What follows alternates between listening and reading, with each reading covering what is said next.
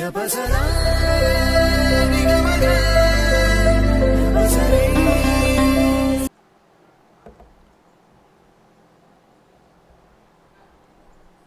வையகம், வாழ்க வளமுடன். அருட்தந்தை வேதாத்ரி மகரிஷி அவர்களுடைய நான்மங்கல பெருவிழாவிலே திருவான்மியூர் மனவள கலை மன்ற அறக்கட்டளையினுடைய சார்பிலே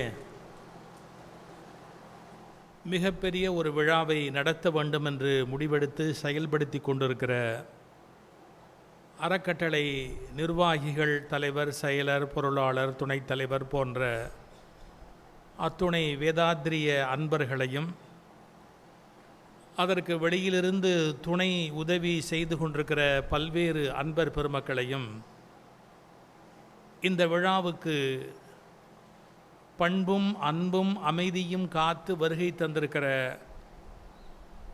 அருட்தந்தையின் வழியில் நடக்கிற வேதாத்ரிய அன்பர்கள் அனைவருக்கும் என்னுடைய பணிவன்பான வணக்கங்களை முதலில் தெரிவித்துக் கொள்கிறேன். எத்தனையோ விழாக்கள் உலகத்தில் நடக்கிறது என்று சொன்னாலும்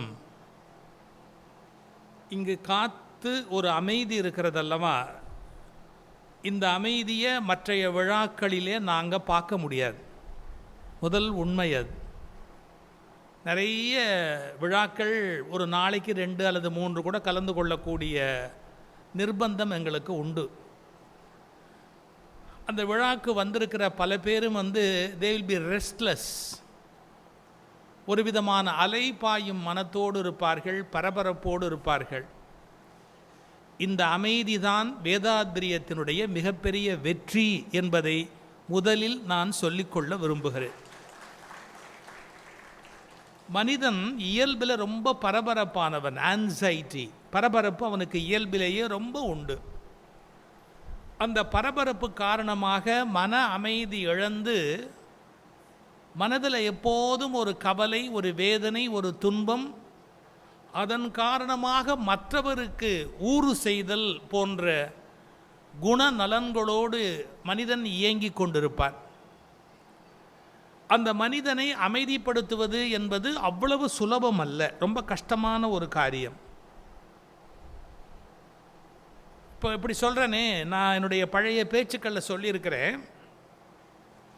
ஒரு பேராசிரியர் ஒரு ஆராய்ச்சி பண்ணணும் அப்படின்னு முடிவு பண்ணி குரங்கு பிஹேவியர் ஆஃப் த மங்கி அப்படிங்கிறத ஒரு கருப்பொருளாக எடுத்துக்கொண்டு அதுக்காக ரொம்ப சிரமப்பட்டு ஒரு குரங்கை பிடிச்சி ஒரு அறைக்குள்ளே வச்சு கதவெல்லாம் சாத்திட்டு அந்த குரங்கை என்ன பண்ணுது அப்படின்னு வாட்ச் பண்ணணும் அப்படின்னு அந்த சாவித்வாரத்து வழியாக உள் நோக்கி பார்த்தார். உள்ள என்ன பண்ணுது அது அப்படின்னு.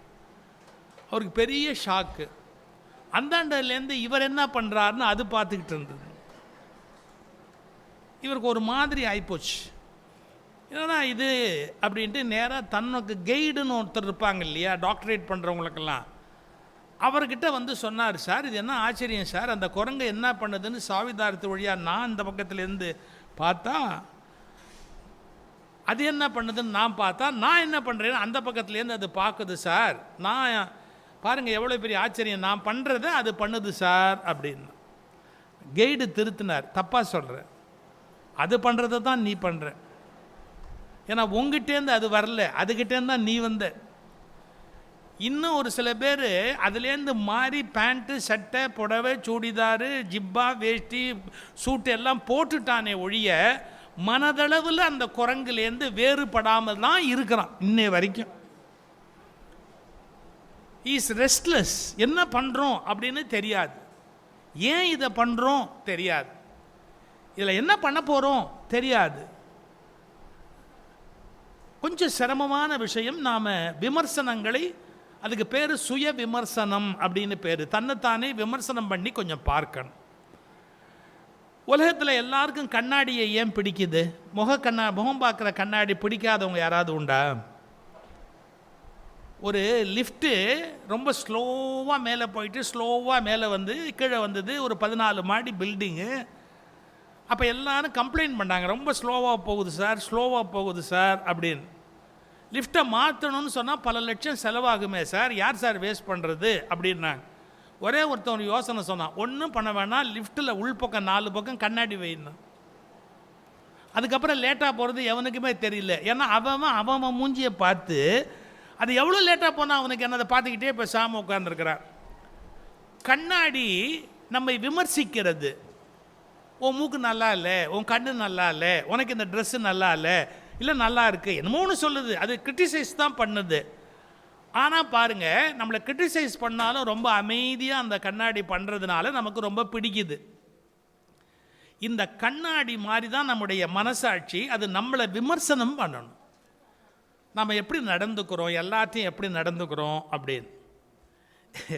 நான் அறநிலையத்துறையில் கூட ஒரு சின்ன பொறுப்பில் இருக்கிறேன். அப்போது நாங்கள் அடிக்கடி சர்ச்சை பண்ணும்போது என்ன வரும்னு கேட்டால், இப்போல்லாம் கோயிலுக்கு ஜனங்க எப்படி வராங்கன்னு தெரியுமா, எவ்வளோ லட்சம் பேர் வராங்கன்னு தெரியுமா, கோடிக்கணக்கான ஜனங்க வராங்க தெரியுமா, கோயிலுக்கு அவ்வளோ வராங்க இவ்வளோ வராங்க, அதெல்லாம் பேசுவாங்க எல்லாரும். தப்பாக நினைக்காதீங்க, நான் இப்போ ஒரு உண்மையை உடச்சி சொல்ல போகிறேன்.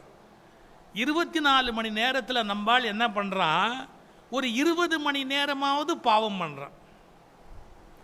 24 மணி நேரத்தில் நம்மால் 20 மணி நேரமாவது அயோக்கியத்தனம் பண்ணுறான், பாவம் பண்ணுறான், அநியாயம் பண்ணுறான், அக்கிரமம் பண்ணுறான். அதில் ஒரு 5 நிமிஷம் கோயிலுக்கு போயிட்டு வந்துடுறான். இப்போ என்ன நினைக்கிறான், நம்ம எல்லா அநியாயமும் பண்ணிவிட்டு எல்லா அக்கிரமும் பண்ணிட்டா கூட நாம் கோயிலுக்குள்ளே போயிட்டு திரும்ப போய் சாமியை கும்பிட்டு வந்துட்டா அந்த பாவம் எல்லாம் போயிடும் அப்படின்னு நம்புகிறான். இதுதான் பொதுஜன அபிப்பிராயம். இதை நல்லா உண்டு பண்ணிட்டாங்க. இது வந்து பொது புத்தி, மக்களுடைய பொது புத்தியில் இந்த கருத்து பதிஞ்சிருக்கு. லஞ்சம் வாங்குறவன் கோயிலுக்கு போகிறான், கற்பழிக்கிறவன் கோயிலுக்கு போகிறான், திருடுறவன் கோயிலுக்குள்ளே போகிறான், எல்லாம் போயிட்டு வரான். அயோக்கியத்தனம் பண்ணுற அத்தனை நிறைய பேரும் போகிறான். ரைட்டு, நான் அவங்க கோயிலுக்கு போகிறவன் எல்லாரும் இதை பண்ணுறான்னு நான் சொல்லலை. இந்த தப்பு பண்ணுறவன் கோயிலுக்கு போகிறான்னு சொல்கிறேன். புரியுதா வித்தியாசம்? அவன் என்ன நினைக்கிறான், நம்ம என்ன வேணாலும் பாவமும் எல்லாம் பண்ணிவிட்டு கோயிலுக்குள்ளே போயிட்டு அர்ச்சனை, வடமாலை, இல்லை தேங்காய் உடைக்கிறது, இல்லை கோபுரம் கட்டி கொடுக்கறது, இல்லை ஒரு தேர் இழுத்து விடுறது, தேருக்கு பணம் கொடுத்துறது, அது மூலமாக எல்லா பாவமும் போயிடும் அப்படிங்கிற ஒரு அபிப்பிராயத்தில் இருக்கிறான். இது இன்னைய நேர்த்தி அபிப்பிராயம் இல்லை. 1000 ஆண்டுகளாக நம்முடைய பொது புத்தியில் விளைவிக்கப்பட்ட ஒரு கருத்து. அது ரொம்ப ஆபத்தான கருத்து. ஒவ்வொரு மனிதனும் தன்னுடைய செயலுக்கு தான் பொறுப்பேற்க வேண்டும். நான் கோவப்பட்டேன் அப்படின்னு சொன்னேன், அப்புறமா நான் சொல்கிறேன்னு வச்சுங்க, ஏதோ ஞாபகத்தை சொல்லிட்டேன், என்னமோ தெரியாமல் சொல்லிட்டேன் அப்படின்னா எப்படி ஏற்றுக்கிறது? தப்பாக பேசிட்டு என்ன அப்படி பேசிட்டியா, சாரி ஏதோ சொல்லிட்டேன் கூட அப்படின்னா அது எப்படி சாரி, நீ சாரின்னு சொல்லிட்டாப்புல சரியாக போயிடுமா? கொஞ்சம் யோசிக்கணும். நாம் என்ன சொன்னாலும் அதுக்கு நாம் ஜவாப்தாரி, நாம் அதுக்கு பொறுப்பு ஏற்றுக்கொள்ளணும். ஐ எம் ரெஸ்பான்சிபிள் அப்படிங்கிற அந்த கருத்து நமக்கு உண்டாகணும். என்னமோ வேணாலும் சொல்லிக்கலாம், சொல்லிட்டு அப்புறமா வெரி சாரின்னு சொல்லலாம் அப்படின்னா. அம்மா இங்கே பெண்கள் வந்திருக்கிறீங்க, நிறைய ஆண்களும் வந்திருக்கிறாங்க, பெண்கள் கொஞ்சம் அப்படியே ஒரு பகுதி அப்படியே டென்ஸாக உட்காந்துருக்குறீங்க. வீட்டில் கணவன் மனைவி சண்டை வரும்போது சில கணவன் என்ன பண்ணுவான், சண்டைக்கிட்ட ரொம்ப போட்டுட்டு அப்புறம் ஒன்றும் சரிப்பட்டு வராது, சமாதான வெள்ளைக்கொடி காட்டுறது நல்லது அப்படின்னு முடிவு பண்ணிட்டான்னா, இந்த மல்லிகைப்பூங்கிறதே வெள்ளைக்கொடி தாங்க. மல்லிகைப்பூங்கிறது ஒரு வெள்ளைக்கொடிங்க, அதுக்கும் பலன் இல்லை அப்படின்னு சொன்னால் அவன் சொல்லுவான், தான் இதையே பெருசுப்படுத்துகிறவனை எவ்வளோ நாள் நான் உன்னை ராணி மாதிரி வச்சுருக்கிறேன், எவ்வளோ பெருசாக என்னமோ ஒரு அவசரம், ஏதோ ஒன்று நான் ஏதோ ஒரு கோவத்தில் ஒரு வார்த்தை சொல்லிட்டேன், அது போய் பெருசாக எடுத்துக்கிட்டு பேசுறியே, என்னமோ கோவத்தில் ஒரு வார்த்தை சொல்லிட்டேங்கிறான் பாருங்க. இப்போ உங்களுக்கு ஒரு சீக்ரெட் சொல்லிட்டு போகிறேன், அவன் நிதானத்தில் பேசுனது உண்மை இல்லைங்க, கோபத்தில் பேசுனது தான் உண்மை. ஏதோ என்னால் முடிஞ்ச வரைக்கும் இங்கே என்ன கொளுத்தி போட முடியுமோ அதை கொளுத்தி போட்டேன். ஏன் இதை சொல்கிறேன்னு தெரியுங்களா? நீ நிதானத்தில் சொல்கிற போது நீ மேக்கப் போடுற, உன் வார்த்தைகளை நீயே சென்சார் பண்ணுற. நிதானத்தில் இருக்கும்போது நீ எல்லா விதமான, அதுக்கு பேர் என்ன தெரியுங்களா, ஆக்ஷன்னு பேர், செயல்னு பேர். நான் இப்போ சொல்ல போகிறது ஒரு பெரிய தியரி. மனுஷன் ரியாக்ஷனில் போய் சொல்ல முடியாது. ரியாக்ஷனுங்கிறது யாரோ என்கிட்ட வந்து ஒன்று பண்ணும்போது பட்டுன்னு அப்போ வெளிப்படுவது. ரியாக்ஷனில் போய் சொல்ல முடியாது. இப்போ சொல்லட்டுமா, ஆக்ஷன் உங்கள் ரியல் சுவாபம் அல்ல, ரியாக்ஷன் தான் உங்களுடைய ரியல் சுவாபம். அதான் உங்ககிட்ட இருக்கிற இயல்பு, உண்மையான இயல்பு. இங்கிலீஷில் ஆக்ஷனுங்கிறதுக்கு 2 அர்த்தம் வச்சான். ஒன்று ஆக்ஷனுங்கிறதுக்கு செயல்னு பேர் வச்சான், அப்புறம் என்னன்னா நடிக்கிறதுக்கு ஆக்ஷன்னு பேர் வச்சுட்டான். அது 2 அர்த்தமுமே பொருந்தும். நாம் நிதானமாக பேசுகிறது 90% நடிப்பு. ஒரு கோவத்தில் ஒரு விஷயத்தில் டக்குன்னு அப்படியே சொல்கிற பாருங்க, அதான் நம்முடைய ரியல் உண்மையான சொரூபம். இப்போ அதை சரி பண்ணணுமா இல்லையா? நம்முடைய பதிவுகளில் தவறான சில முறைகளில் இருக்கிறோம், அதை நாம் சரி பண்ணணும் அப்படிங்கிறத பற்றி பெருவாரியான ரிலிஜன்ஸ் மனுஷனை கற்றுக் கொடுக்கல, ட்ரை பண்ணாங்க. சமணத்தில் ஒரு ஒரு ஒரு ஒரு நாள் இருக்குது தெரியுமா உங்களுக்கு? ஜெயின் ரிலிஜனில் ஒரு டே, பர்டிகுலர் டே என்ன, மன்னிப்பு கேட்கும் நாள். மன்னிப்பு கேட்கணும். யார்கிட்ட? நான் யாரையாவது மனசுக்குள்ளே திட்டியிருப்பேன், நேராக அவரை கூட போய் திட்டியிருக்க மாட்டேன், அவருக்கு தெரியவே தெரியாது, அவரை நான் திட்டியிருக்கேன்னே யாருக்கும் தெரியாது. ஆனால் கூட நான் போய் என்ன பண்ணுவேன், அதாவது சமணர்களில் அவங்க என்ன பண்ணுவாங்க, ஸ்வீட்ஸ் வாங்கிட்டு போய் இல்லை ஃப்ரூட்ஸ் வாங்கிட்டு போய் அவங்களுக்கு கொடுத்துட்டு, வெரி சாரி, நான் ஒரு காலகட்டத்தில் உங்கள் மேலே ரொம்ப கோவத்தில் இருந்தேன், அப்போ கடுமையாகலாம் உங்களை திட்டியிருக்கேன், அது நல்லதில்லை, நான் நிஜமாகவே அதுக்காக இப்போ வருந்துறேன், என்னை மன்னிச்சுக்கங்க அப்படி. இதில் நம்ப மாட்டீங்க, ஒருத்தர் அதே மாதிரி ஒருத்தர் போய் ஸ்வீட் வாங்கி கொடுத்துட்டு நான் உன்னை திட்டியிருக்கேன், என்னை மன்னிச்சுக்கன்னாரு. அவர் கேட்டார், அப்படி ஒன்றும் தெரியலையே, நல்லா பழகிற நீ, உன்னை பற்றி சொல்கிறவங்கலாம் நீ என்னை பற்றி நல்லா சொல்கிறேன்னு தான் சொல்கிறாங்க, அப்போ நீ எப்படி இந்த மாதிரி சொல்கிறேன்? இல்லைங்க, ஒரு நாள் கனவுல திட்டினேன்னாரு. நான் கற்பனைக்கு சொல்லலை, ஒரு நாள் கனவுல திட்டினேன் அப்படின்னார். ஒரு நாள் உன்னை கனவுல பிடிச்சி நான் திட்டிக்கிட்டு இருக்கிறேன், கனவு அப்படின்னாலும் திட்டிக்கிட்டு, அப்போ என்ன தந்துறீங்களா, ஏதோ அந்த எண்ணம் உங்ககிட்ட இல்லைன்னா அது கனவுல வராது. அவர் மேலே ஏதோ ஒரு வெறுப்பு இருந்தால் தான் கனவுல அது கோபமாக வெளியில் வரும். அப்போ நான் பேசினது கூட தவறு அப்படின்னு நான் போய் அவர்கிட்ட மன்னிப்பு கேட்டுட்டா, அது எதுக்கு மன்னிப்பு கேட்கணும்னா அந்த செயின் லிங்க் அதோட முடிஞ்சு போயிடும். அவருக்கு நான் கெடுதல் பண்ணி அவர் திரும்ப எனக்கு கெடுதல் பண்ணி அது போயிட்டே இருக்கும், அப்படியே அது பாட்டுக்கு தொடர்ந்து போய்கொண்டே இருக்கும். அதை நான் அங்கேயே அறுத்துடுறேன், வேண்டாம், அதோட அது முடிஞ்சு போச்சு, அந்த சங்கிலி அருந்து போட்டோம் அப்படின்னு. இந்த ஒரு முறையில் செல்ஃப் அசஸ்மெண்ட் வேண்டியிருக்கு, செல்ஃப் அனாலிசிஸ் வேண்டியிருக்கு, தன்னைத்தானே ஆய்வு செய்ய வேண்டியிருக்கு. இதெல்லாம் செய்யறதுக்கு நம்முடைய வழிபாட்டு முறைகளில் இடம் இருக்கா அப்படின்னு பார்த்தா, ஐ எம் வெரி சாரி, எல்லா ரிலிஜன்லையுமே including in Christianity, in Islam, in Hinduism, இன்னும் பல்வேறு இடங்களில் போய் பார்த்தா தன்னைத்தானே சரி செய்து கொள்வதற்கு உரிய ஒரு விதமான பயிற்சி, முயற்சி, அதற்கான ஒழுங்குமுறை, அதற்கான யோசனைகள் குறைவாக இருக்கின்றன. ஐ ஒன்ட் சே இல்லைன்னு சொல்ல மாட்டேன், குறைவாக இருக்கின்றன. நம்ம வேறு விஷயங்களில் ரிலிஜன்லாம் கான்சென்ட்ரேட் பண்ணுற மாதிரி தன்னை ஆய்வு செய்வதற்கு நேரம் ஒதுக்கலை. அதுக்கு அகத்தாய்வு அப்படின்னு ஒன்று வேண்டியிருக்கு.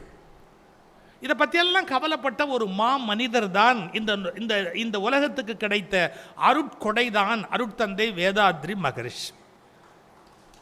அந்த விஷயங்களை நமக்கு எடுத்து சொல்கிறதுக்கு, அந்த முறையில் சமயத்தை கொண்டு போகிறதுக்கு, அந்த வழியில் மக்களை பயிற்சிப்படுத்துவதற்கு ஒருவர் தேவைப்படுகிறார். இப்போ நான் சொல்ல போகிற தியரி கொஞ்சம் நீங்கள் வரலாற்றை கூர்ந்து கவனிச்சிங்கன்னா புரியும். ஆனால் அது அவ்வளோ சொல்லவும் இல்லை. நீங்கள் தத்துவத்துறையில் போய் மிக நீண்ட காலம் படிக்க வேண்டிய விஷயத்தை வித்தின் 2 minutes நான் சொல்லிட்டு போகிறேன். அவைலபிள் நமக்கு லிட்ரேச்சர் அவைலபிள் அப்படின்னு சொன்னால் ரிக்வேதா, த பேசிக் லிட்ரேச்சர் அவைலபிள்.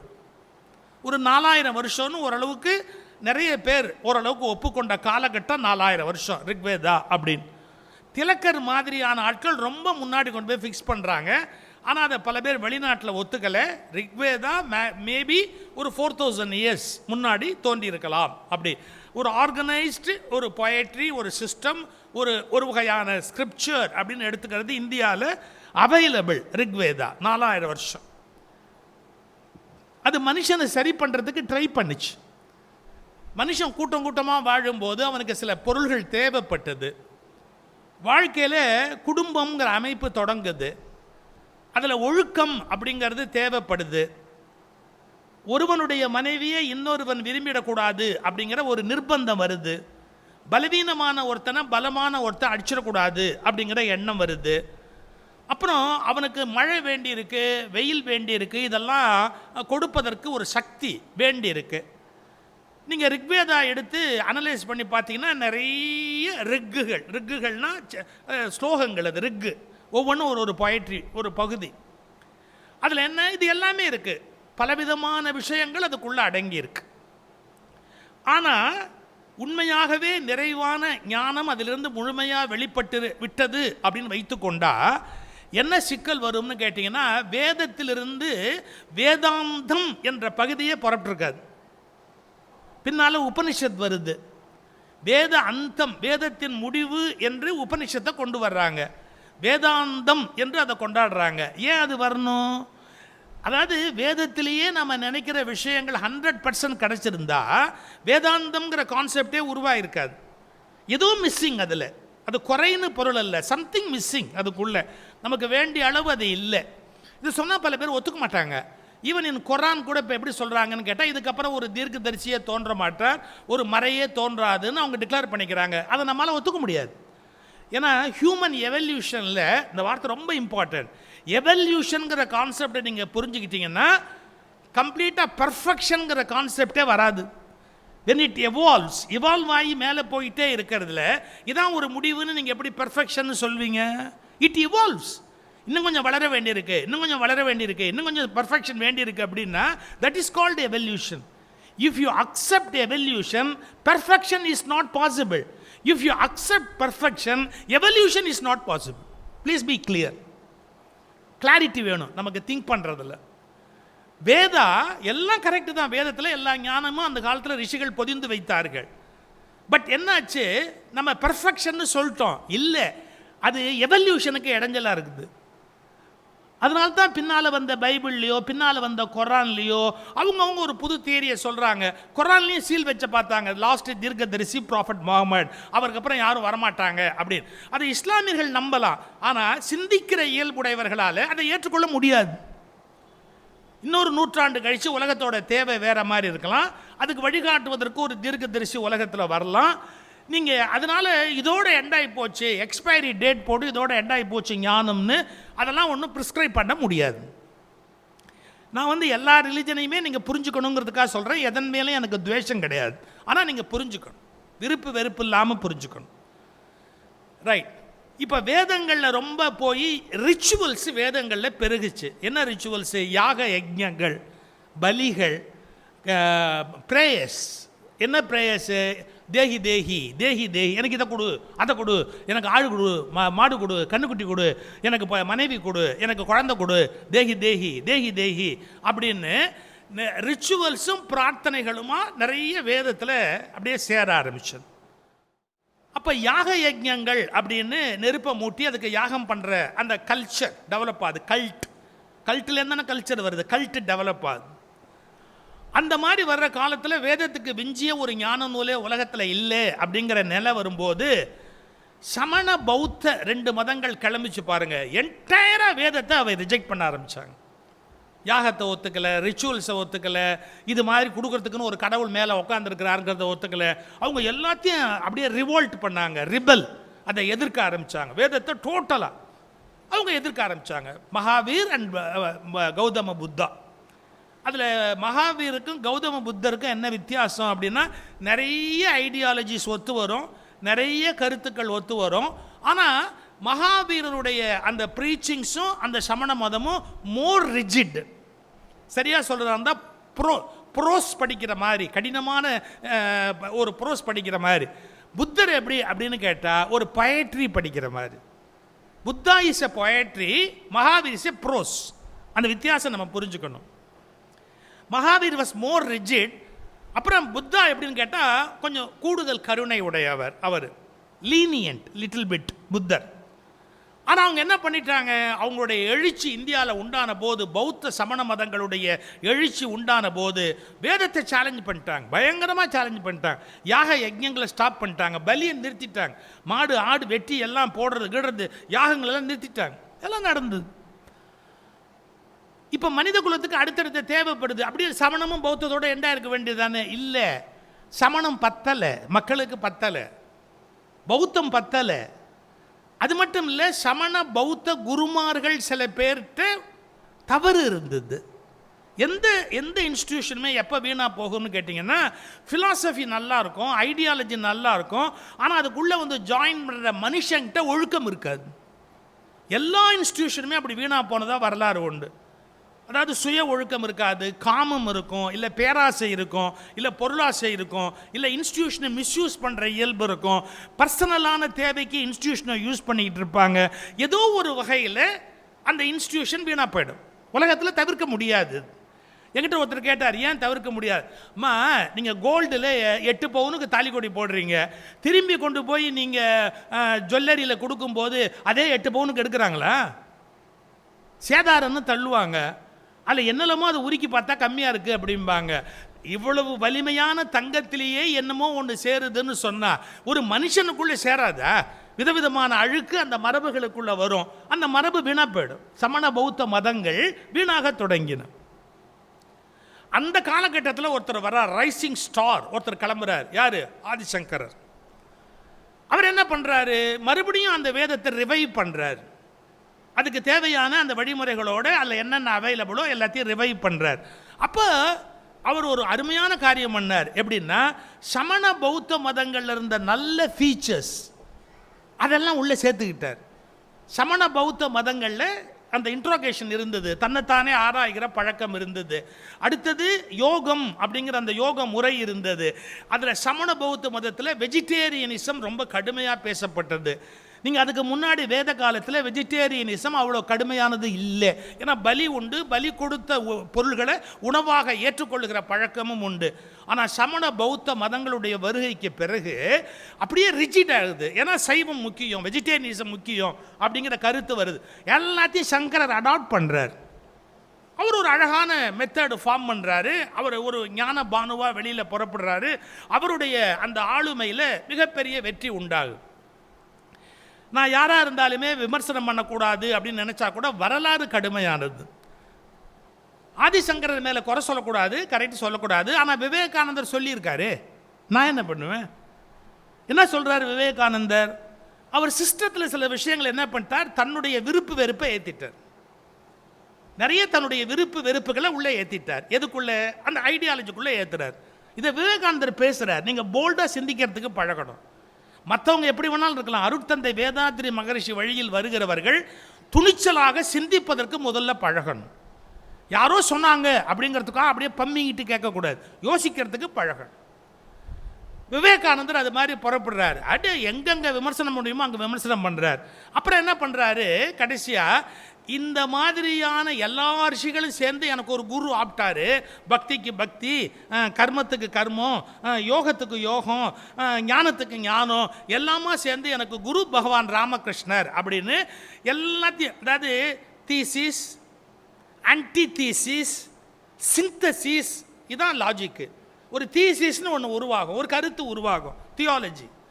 அதை மறுத்து ஒருத்தன் பேசுவான், தட் இஸ் கால்டு ஆன்டிதீசிஸ் அப்படின்னு ஒன்று உருவாகும்.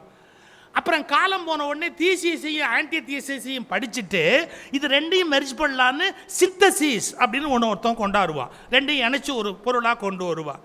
அப்புறம் இந்த சிந்தசிஸ் ஒரு தீசிஸாக போயிடுறதால அதுக்கு ஒரு ஆன்டி தீசிஸ் உருவாகும். இப்படி நடந்து கொண்டிருந்த சமய வரலாறு. அதில் கடைசியாக இல்லை, ஒரு குறிப்பிட்ட காலத்துக்கு முன்னாடி ஒரு ரெவல்யூஷனரி பிறக்கிறார். யார்? அருட்பிரகாச வள்ளற்பெருவான், வள்ளலார். வள்ளலார் ஆரம்பத்தில் சைவ சமய சார்புடைய மனிதராக வாழுகிறார். திருநீறு, சிவநாமம், நமசிவாயம் இது போன்ற சைவ மரபியல்களில் அதிக நாட்டமுடையவராக வள்ளலார் தோன்றுகிறார். ஆனால் என்ன நடந்தது, அவர் வாழ்க்கையில் எப்படி நடந்தது, என்ன நடந்ததுன்னு தெரில. ஆல் ஆஃப் எ சடன் என்ன பண்ணிட்டார்? திடீர்னு எனது வழிமுறையை யாரும் பின்பற்ற வேண்டாம் டிக்ளேர் பண்ணுறார். நான் உணர்ந்த கடவுள் என்பது வேறு, இதுகாரும் உங்களோடு நான் உரையாடி கொண்டிருந்த கடவுள் என்பது வேறு. நீங்கள் சொல்லுகிற அந்த கடவுளர் எல்லாம் உண்மையான அந்த அருட்பெருஞ்சோதி ஆண்டவருடைய கால் நகத்திற்கும் ஒரு துளியளவு கூட பொருந்தாதவர்கள். இதுவரை உலகத்தார் சொல்லுகிற சகல கடவுளரும் உண்மையான ஆண்டவருக்கு முன்பு அவர்கள் ஒரு துளி அளவு கூட பொருந்த மாட்டார்கள் அப்படின்னு ஒரு ட்ராக் எடுக்கிறார் வள்ளலார். ஆனால் ஒரு விஷயத்தில் ரொம்ப உறுதியாக இருக்கிறார். கருணை முக்கியம், சைவ உணவு முக்கியம். அடுத்தது என்ன?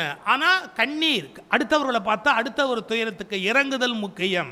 வாழ்நாள் முழுக்க யாருக்கும் எந்த தொந்தரவும் பண்ணக்கூடாது அப்படிங்கிற கருத்தில் எல்லாம் வள்ளலார் உறுதியாக கிளம்புறார். சார், வேதாத்ரி மகரிஷியை பற்றி பேச வந்த நீங்கள் நேராக ஏன் வள்ளலாரை பற்றிலாம் பேசிக்கிட்டு இருக்கீங்கன்னா, ஒரு காலகட்டத்தில் மகரிஷி சொல்கிறார், வள்ளலார் ஒளி வடிவத்தில் தோன்றி என்னோடு கலப்பதை நான் அனுபவித்து உணர்ந்தேன்கிறார். தன்னுடைய வாழ்க்கையில் அது நடந்ததுங்கிறார். நான் வள்ளலார் ஒளி வடிவத்தில் கிளம்பி என்னுள் அவர் அப்படியே லயிப்பதை நான் உணர்ந்தேன். அதற்கு பிறகுதான் அவருடைய சிந்தனை போக்கில் பெரிய டிரான்ஸ்ஃபர்மேஷன். அவர் உருவ வழிபாட்டை அருட்தந்தை வேதராதி மகிழ்ச்சி ஒத்துக்கல. ஆனால் வள்ளலார் அவருக்கு மிகப்பெரிய இன்ஃப்ளூயன்ஸ் அப்படிங்கிறார், தனக்குள்ள ஒரு பெரிய தாக்கத்தை ஏற்படுத்தினார் அப்படின்னு. இப்போ நீங்கள் கொஞ்சம் மேலே வரணும். எப்படின்னு கேட்டால், நம்ம இவ்வளவு காலம் பின்பற்றிய விஷயங்கள்லேருந்து வெளியே வர்றதுக்கு மனசு வராது. நம்ம ரொம்ப காலமாக எதை ஏற்றுக்கொண்டு இருந்தோமோ, சார் அதனால தானே சார் பல பேர் டைவர்ஸே பண்ணாமல் இருக்காங்க. என்னமோ 70 வருஷம் ஓடி போச்சு, இன்னும் ஒரு 5 வருஷம் யார் முன்னால் போவோம்னு தெரியாது, யாரை அனுப்புவோம்னு தெரில, இதுக்குள்ளே என்னத்துக்கு ஒழிஞ்சு போகுதுப்பா அப்படின்னே பல பேர் அந்த 75-80 வயசு வரைக்கும் இருந்து போய் சொல்லுவாள். நம்ம நிறைய வருஷங்கள் ஒரு விஷயத்தை பின்பற்றிட்டனாலே நம்ம என்ன பண்ணுவோம், சரி ஒழிஞ்சு போகுது அதோடய அப்படியே இருந்துட்டு போகலாமே அப்படிங்கிற எண்ணம் தோணும். அதுலேருந்து வெளியே வர்றது ரொம்ப கஷ்டம். நான் இதுகாரும் பின்பற்றிய பல விஷயங்கள் பிழையானவை அப்படின்னு சொல்ல முடியுமா? பயம், ரொம்ப பிரச்சனை. சில பேருக்கு அந்த தைரியம் இருக்கும். ஓஷோ அவர் சொல்கிற கருத்தை அவர் கான்ட்ரடிக்ட் பண்ணுவார், அவர் சொல்கிற கருத்தை அவர் கான்ட்ரடிக்ட் பண்ணுவார். அப்போ அவர் திடீர்னு ஓஷோவை கேட்குறான், are you not contradicting yourself? உன்னை நீயே மறுக்கல அப்படின்னா, yes I am contradicting myself சொல்கிறார், நான் என்னை மறுதளிக்கிறேன். அடுத்த கேள்வி கேட்டான், உன்னை நீயே மறுதளிக்கிறியே ஏன், ஒய் அப்படின்னா, பதில், காரணம் நான் உயிரோடு இருக்கிறேன். செத்தவர்கள் தான் தங்களை மறுக்க முடியாதே ஒழிய உயிரோடு இருப்பவர்கள் சிந்தித்து கொண்டே இருப்பதால் தனது பழைய கருத்துக்களை பரிசீலனை செய்கிற போது மறுதளிக்க வேண்டிய கட்டாயம் ஏற்படும். உயிரோடு இருப்பவர்கள் தன் கருத்துக்களை தானே மறுப்பார்கள். செத்தவர்கள் மட்டும் அல்லது செத்தவர்களை போன்றவர்கள் மட்டும் தங்கள் கருத்தை தாங்கள் மறுக்க மாட்டார்கள். எவ்வளோ டேரிங்கான ஒரு ஸ்டேட்மெண்ட்டு. செத்து போனவன் தான் மறுக்க முடியாது அவன் கருத்தை, இல்லை செத்தவன் மாதிரி உயிரோடு இருக்கிறவன் பல பேர். பெர்னாஷா ஒரு வார்த்தை சொன்னார், சில பேர் முன்கூட்டியே செத்து விடுவார்கள், முன்கூட்டியே செத்து விடுகிறார்கள், ஆனால் புதைப்பதற்கு 7-8 வருஷம் ஆகிறதுன்னு. முன்னாடியே செத்து விடுறான் பல பேர், கல்லறையில் இடம் கிடைக்கல, அதுக்காக வெயிட் பண்ணி ஒரு 7-8 வருஷம் கழிச்சு அப்புறமா அவனை புதைக்கிறான்னாரு பெர்னாஷா. நீங்கள் எப்போது உங்களை பரிசீலனை செய்ய தயாராக இல்லையோ அந்த கணமே நீங்கள் உயிரிழந்து விட்டீர்கள்னு பொருள்.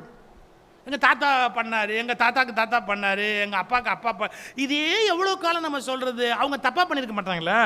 சில விஷயம் அவங்க கரெக்டாக பண்ணியிருப்பாங்க, சில விஷயம் அவங்க தப்பாக பண்ணியிருக்கவும் சான்ஸ் இருக்குது. அவங்க என்ன தப்பு பண்ணாங்கங்கிறது அவங்கள திட்ட வேண்டிய அவசியம் இல்லை, அவமரியாதை பண்ண அவசியம் இல்லை. C, I peg to differ.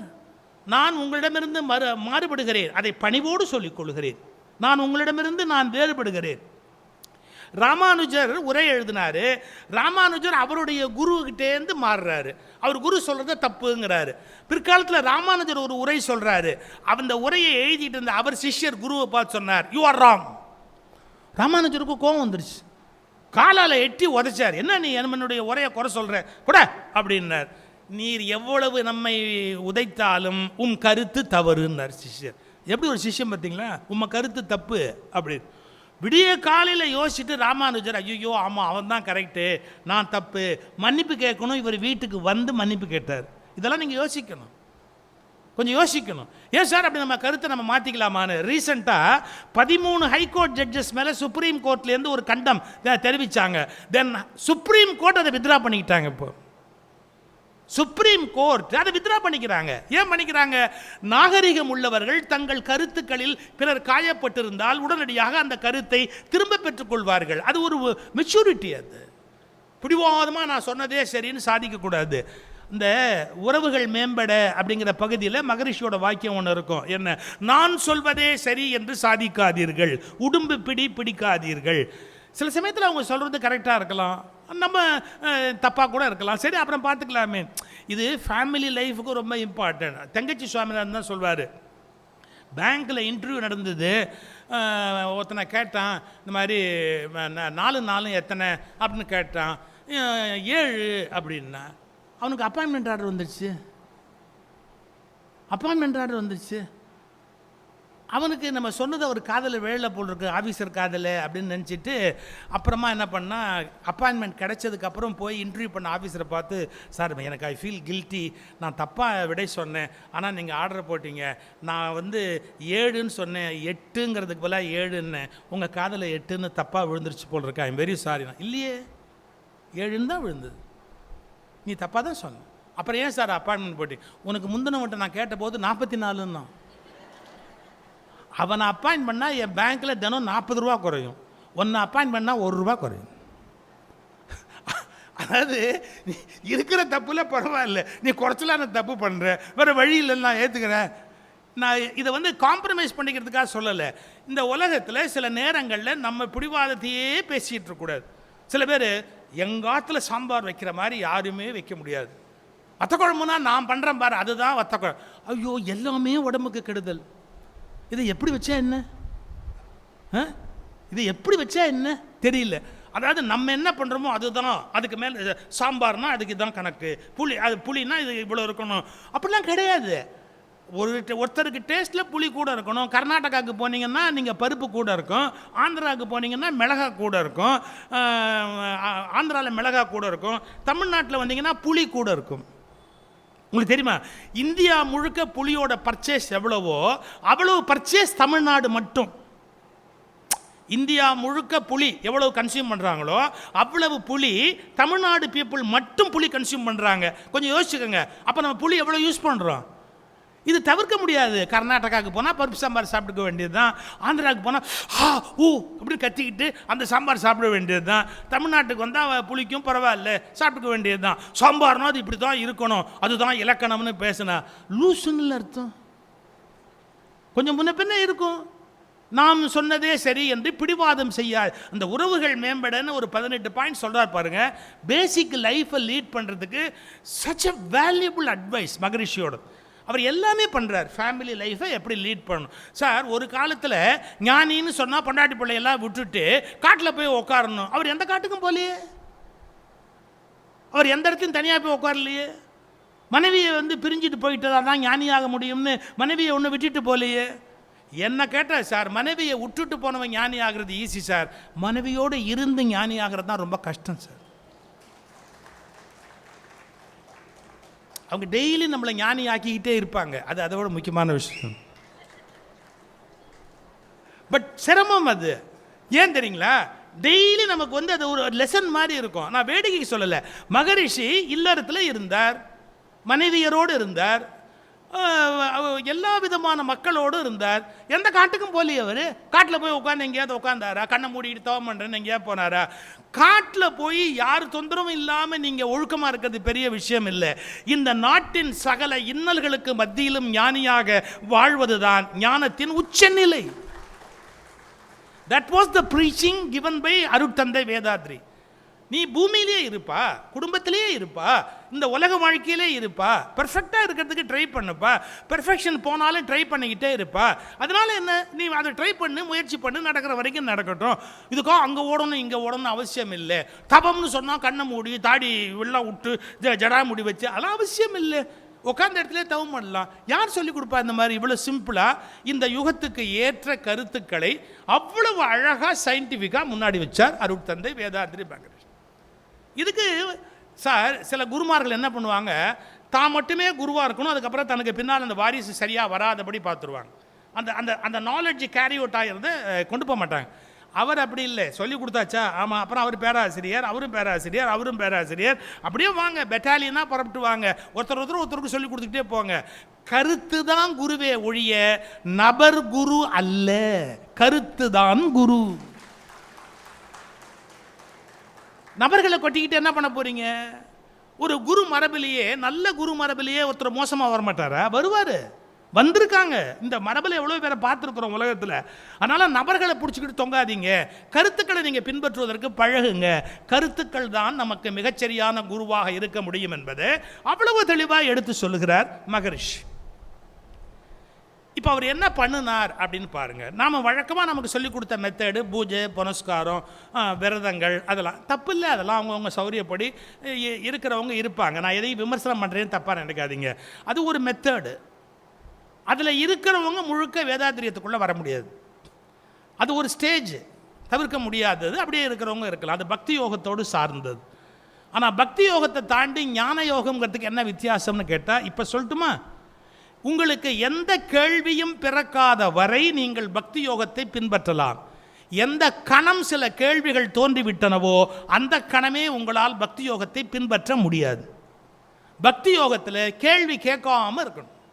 அது எப்படி, அது அப்படி ஆகுமா, இது எப்படி, இது இப்படி ஆகுமா, அதுக்கு பாசிபிலிட்டி இருக்கா அப்படின்னா நீ பக்தி யோகத்துக்கு இருக்க முடியாது ராஜா. பக்தி யோகத்தில் கேள்வி நாட் அலவுடு. ஏன் not allowed? Answer is not available. there is no answer, just you believe. நீ நம்பு, பின்பற்றிக்க. நம்பிக்கை போச்சுன்னா ஒன்றும் பண்ண முடியாது. அதுக்கு போய் ஆன்சர் கிடையாது. சும்மா நான் வேடிக்கை சொல்ல, ஆன்சர் கிடையாது. நான் ஸ்கூலில் படிக்கும்போது என்னாச்சு, எங்கள் வாத்தியார் பாடம் நடத்திக்கிட்டு இருந்தார். அப்போல்லாம் வாத்தியார் பாடம் நடத்துவார். வாத்தியார் பாடம் நடத்திக்கிட்டு இருந்தார். பாடம் நடத்தும்போது எங்கள் வாத்தியார் என்ன சொன்னார், இந்த இரண்யாட்சகன் அந்த கதை சொல்லிக்கிட்டு இருக்கிறாரு. அதாவது அவன் வந்து இந்த பூமியவே வந்து அப்படியே தூக்குனா, அந்த கதையெல்லாம் சொல்கிறார். இந்த கதையை பேசிக்கிட்டு இருக்கிறார். என் பக்கத்தில் உட்காந்த பையன் யாருன்னு கேட்டிங்கன்னா, திராவிடர் கழகத்து பெரிய ஒருத்தருடைய பேரன், என் கிளாஸில் படிக்கிறவன் கூட. அவங்க பரம்பரையில் எல்லாம் ஏற்று சொல்லியிருப்பாங்கல்ல. அதனால் என்ன கேட்குறான், என்ன டேய் எப்படிறா அவர், இந்த பாருங்களேன், இந்த டேபிள் துணியை எடுக்கிறதா இருந்தால் இங்கேருந்து எடுக்கலாம், டேபிள் எடுக்கிறதா இருந்தால் அங்கேருந்து எடுக்கலாம், இந்த ரெட் கார்பெட் எடுக்கிறதா இருந்தால் அங்கே நின்று இந்த ரெட் கார்பெட்டை எடுக்கலாம், எங்கேயாவது நின்னா தானே எடுக்க முடியும். இந்த உலகத்தையே தூக்குனாரு அப்படின்னு சொல்கிறோம்னா அவர் எங்கே நின்று தூக்கியிருப்பாருன்னு, எங்கே நின்று அவர் தூக்குனாரு அப்படின்னு கேட்குறான். இவன் என்ன கேட்குறான், நான் என்ன தெரியும் சொன்னேன், ஏய் நானாடா சொன்னேன், சொன்னவர் அங்கே சௌக்கியமாக உட்காந்துருக்காரு, அவர் பிராணனை எடுக்காமல் ஏன் பிராணனை எடுக்கிறேன்னு அவரை கேள்ட அப்படின்னு பாருங்க. எங்கள் வாத்தியார் பார்த்துட்டார். அவர் உடனே என்னை பார்த்து, சிவம் எந்திரி, அங்கே என்ன தொணன்னு பேச்சு. ஆசிரியர்களுக்கு ஒரு நல்ல குணம், தன்னை தவிர வேறு எவனுமே கிளாஸில் பேசப்படாது. துடிச்சு போயிடுவாங்க. தன்னை தவிர யாராவது கிளாஸில் பேசினா அவங்க துடிச்சு போயிடுவாங்க. அதனால் எங்கள் வாத்தியார் கேட்குறாரு, சிவம் அங்கே என்ன பேசிக்கிட்டு இருக்கிறீங்க, அரட்டை அடிக்கிறீங்க, நான் இங்கே கஷ்டப்பட்டு பாடம் நடத்துகிறேன், அதை விட கஷ்டப்பட்டு நாங்கள் கேட்குறோம். நான் இங்கே கஷ்டப்பட்டு பாடம் நடத்துகிறேன், நீங்கள் என்ன அங்கே அரட்டை அடிக்கிறீங்க. நான் ஒன்றே நல்ல பையன் மாதிரி பம்மிட்டேன். சார் இவன் ஒரு டவுட் கேட்டான் சார், இரண்யாட்சகன் அப்படி தூக்கும்போது, உலகத்தை தூக்கும்போது இது மாதிரி எங்கே நின்று தூக்கியிருப்பான், அவங்க ஒரு கேள்வி கேட்குறான் சார். அதுக்கு எனக்கு கேட்டால் நான் சொன்னேன், நான் முட்டாள், எனக்கு எப்படா தெரியும், வாத்தியார் அறிவாளி, அவரை கேளுன்னு சொல்லிக்கிட்டு இருக்கேன் சார். அவருக்கு ஒரே குஷி, கேள். அது இன்னொன்று, உலகத்தை தூக்குனது, உலகத்தை பாயா சுருட்டினான்னு வேறு வருது கதையில். இதுதான் எங்கள் வாத்தியார் சொல்ல, உலகத்தை பாயா சுருட்டினான்னு. அவன் ரொம்ப நிதானமாக கேட்டான், சார் அதை சுருட்டினா இங்கேன்னு சுருட்டலாம், இதை சுருட்டினா அங்கேன்னு சுருட்டலாம், அதை சுருட்டினா அங்கேன்னு சுருட்டலாம், இந்த உலகத்தையே பாயா சுருட்டின போது அவன் எங்கே நின்று சுருட்டினான் சார். எங்கள் வாத்தியார் சுருண்டுட்டார். அவர் இந்த கொஸ்டின் எதிர்பார்க்கவே இல்லை, சுருண்டுட்டார் அவர். இப்போ அவர் என்ன பண்ணியிருக்கணும், ராஜ் எவனோ சொன்னதை நான் உனக்கு சொன்னேன்டா, அவன்கிட்ட நான் இதை கேட்கலடா, கேட்கணும்னு எனக்கு தோணலைடா, எனக்கு தெரியாதுடா. அதான உண்மையான விஷயம். அவருக்கு தெரியல. இவன் கேட்ட உடனே எங்கள் கிளாஸில் 40 பேர், அவனை தவிர 39 பேர் கொல்லுன்னு சிரிச்சிட்டோம். எங்கள் வாத்தியார் நெளியிறது எங்களுக்கு தெரியுது, கொல்லுன்னு சிரிச்சிட்டோம். எங்கள் வாத்தியார் உடனே அவனை பார்த்து கேட்டார், டேய் நேற்றுக்கு திருக்குறள் மனப்பாட பகுதி மனப்பாடம் பண்ண சொன்னேன்னு மனப்பாடம் பண்ணியா? என்ன தெரியுமா, அவர் பதில் இல்லை, இவனை இப்போ ஒடுக்கணும். திருக்குறள் மனப்பாடம் பண்ணியிருக்க மாட்டான்னு அவருக்கு தெரியும். மனப்பாடம் பற்றி மனப்பாடம் பண்ண சொன்னேன், மனப்பாடம் பண்ணியா அப்படின்னு. அவன் அறிவு ஜீவி, சொந்தமாக சிந்திக்கிறவன், அவன் எப்படி மனப்பாடம் பண்ணுவான்? அவன் சொன்னான், இல்லை சார் திருக்குறள் மனப்பாடம் பண்ணல சார். ஒரு திருக்குறள் மனப்பாடம் பண்ணிட்டு வானா, பண்ணுறதுக்கு வழி இல்லை, கேள்வி கேட்குறான். நான் நாயே பெஞ்சு மேலே ஏறு, கோவத்தில் சொல்கிறார், ஏறு பெஞ்சு மேலே ஏறு. அவன் பெஞ்சு மேலே ஏறும்போது ஒரு வார்த்தை சொன்னார் சார், அருமையான வார்த்தை. நமக்கு பதில் தெரியலேனாலும் நாம் தான் பெஞ்சு மேலே ஏறணும், இவனுக்கு பதில் தெரியலேனாலும் நாம் தான் பெஞ்சு மேலே ஏறணும். இது என்னடா பெரிய அநியாயம். உண்மைதானே, நமக்கு பதில் தெரியலேனாலும் நாம் தான் பெஞ்சு மேலே ஏறணும், இவனுக்கு தெரியலேனாலும் நாம் தான் பெஞ்சு மேலே. இந்த அநியாயத்தை கேட்குறதுக்கு ஆளே இல்லையடா அப்படின்னா. நான் சொல்கிறேன், தப்பாக நினைக்காதீங்க. பக்தி யோகங்களில் சொல்லப்படுகிற கதைகளை நீங்கள் கேள்வி கேட்க முடியாது. You should not question it.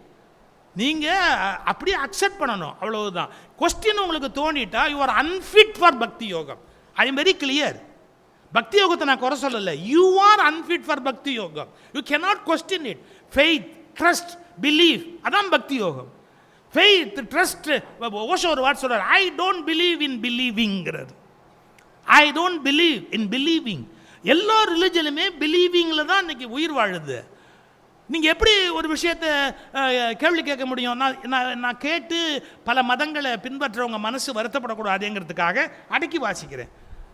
நான் படிக்கும்போது எனக்கு நிறைய கேள்வி வரும். நான் கேட்க மாட்டேன், மற்ற மதத்தை அவங்களை கேட்டு காயப்படுத்தக்கூடாது, அது சரியாக இருக்காது, அறிவுக்கு பொருத்தமாக இருக்க முடியாது. ஆனால் அறிவுக்கு பொருத்தமாக இல்லைன்னு சொல்லிட்டா வருத்தப்படுவாங்களா இல்லையா? பட் என்ன நான் மாற்றிக்கிறேன். அப்படி நான் மாற்றிக்கும் போது நான் தேடுறேன், யாராவது அறிவுபூர்வமாக யோசிச்சிருக்காங்களா? இந்த கடவுள்னா என்ன, பிரபஞ்சம்னா என்ன, படைப்புனா என்ன, உயிர்னா என்ன, ஏன் இதில் ஒரு மனிதனுடைய பிஹேவியர் மாறுபடுது, ஒரு சில பேருக்கு மட்டும் கோபம் வருது, ஒரு சில பேருக்கு வரல, இதுக்கெல்லாம் என்ன ரீசன் அப்படின்னு கேட்டால், முக்கியமான விஷயம் வெறும் ஃபெய்த்தையோ பிலீஃபையோ வைக்காம அறிவை மையமாக்கி கேள்வி கேட்டு பதில் சொல்லுகிற வழிமுறையை அருட்தந்தை வேதாத்ரி மகரிஷி உண்டு பண்ணுகிறார். He is ready to answer any question. அவரோட இருந்தவர்கள் வாழ்ந்தவர்களுக்கு தெரியும். நான் அவரை 3 தடவை சந்திச்சிருக்கேன் வாழ்க்கையில். முதல்ல ரொம்ப நான் எதேச்சியாக பொள்ளாச்சி போகும்போது என்னை அழைச்சிட்டு போனாங்க. எங்கிட்ட ரொம்ப பிரியமாக ஒரு கேள்வி கேட்டார். தம்பி நீ கொஞ்சம் ரெவல்யூஷனரியாக பேசுவியாமே அப்படின்னாரு. ஆமான்னு, பத்திரமா இருந்துக்கோ, யாராவது எதாவது பண்ணிட்டு போகிறாங்க, ஜாக்கிரதையாக இருந்துக்கோ. நான் சொன்னேன், உங்களை மாதிரி இருக்க பெரியவங்க வாழ்த்து இருக்கிற வரைக்கும் என்னை யாரும் ஒன்றும் பண்ண முடியாது, உங்கள் ஆசி தான் எங்களுக்கு இருக்குல்ல, அப்புறம் என்ன அப்படின்னு. அது நல்லா இருக்கு. பிறகு ஒரு பர்த்டே அங்கேயே நான் பேசினேன், அந்த இடத்துலையே பேசினேன். அப்போ முன்வரிசையில் உட்காந்து கேட்டார். அப்போ நான் ரொம்ப கடுமையாக பேசினேன். அதாவது வேதாத்திரியம் சொல்லப்படுகிற நெறிமுறையின்படி நீங்கள் மனவளக்கலை மன்றத்துக்கு வந்துட்டாப்பில் வேதாத்திரியனுடைய வழிமுறைப்படி வாழ முடியாது. அவர் வீடு கட்டி வாடகை கொடுக்கூடாதுன்னு சொல்கிறாரு. எவ்வளோ பேர் அவுட்டு? வீடு கட்டி வாடகை கொடுக்கூடாதுன்றார். நீ குடியிருக்கிறதுக்கு வீடு கட்டிக்கிற இரு, நீ வீடு கட்டி வாடகை கூட்டு அல்லேன்னு காசு வாங்கினாலே நீ இந்த பிரபஞ்சத்தில் தப்பு பண்ணுறேங்கிறார். ஃபாலோ பண்ண முடியுமா? நான் இதை கேட்ட உடனே சிரிச்சார். அப்புறம் முடிஞ்ச உடனே மேலே வர சொன்னார்.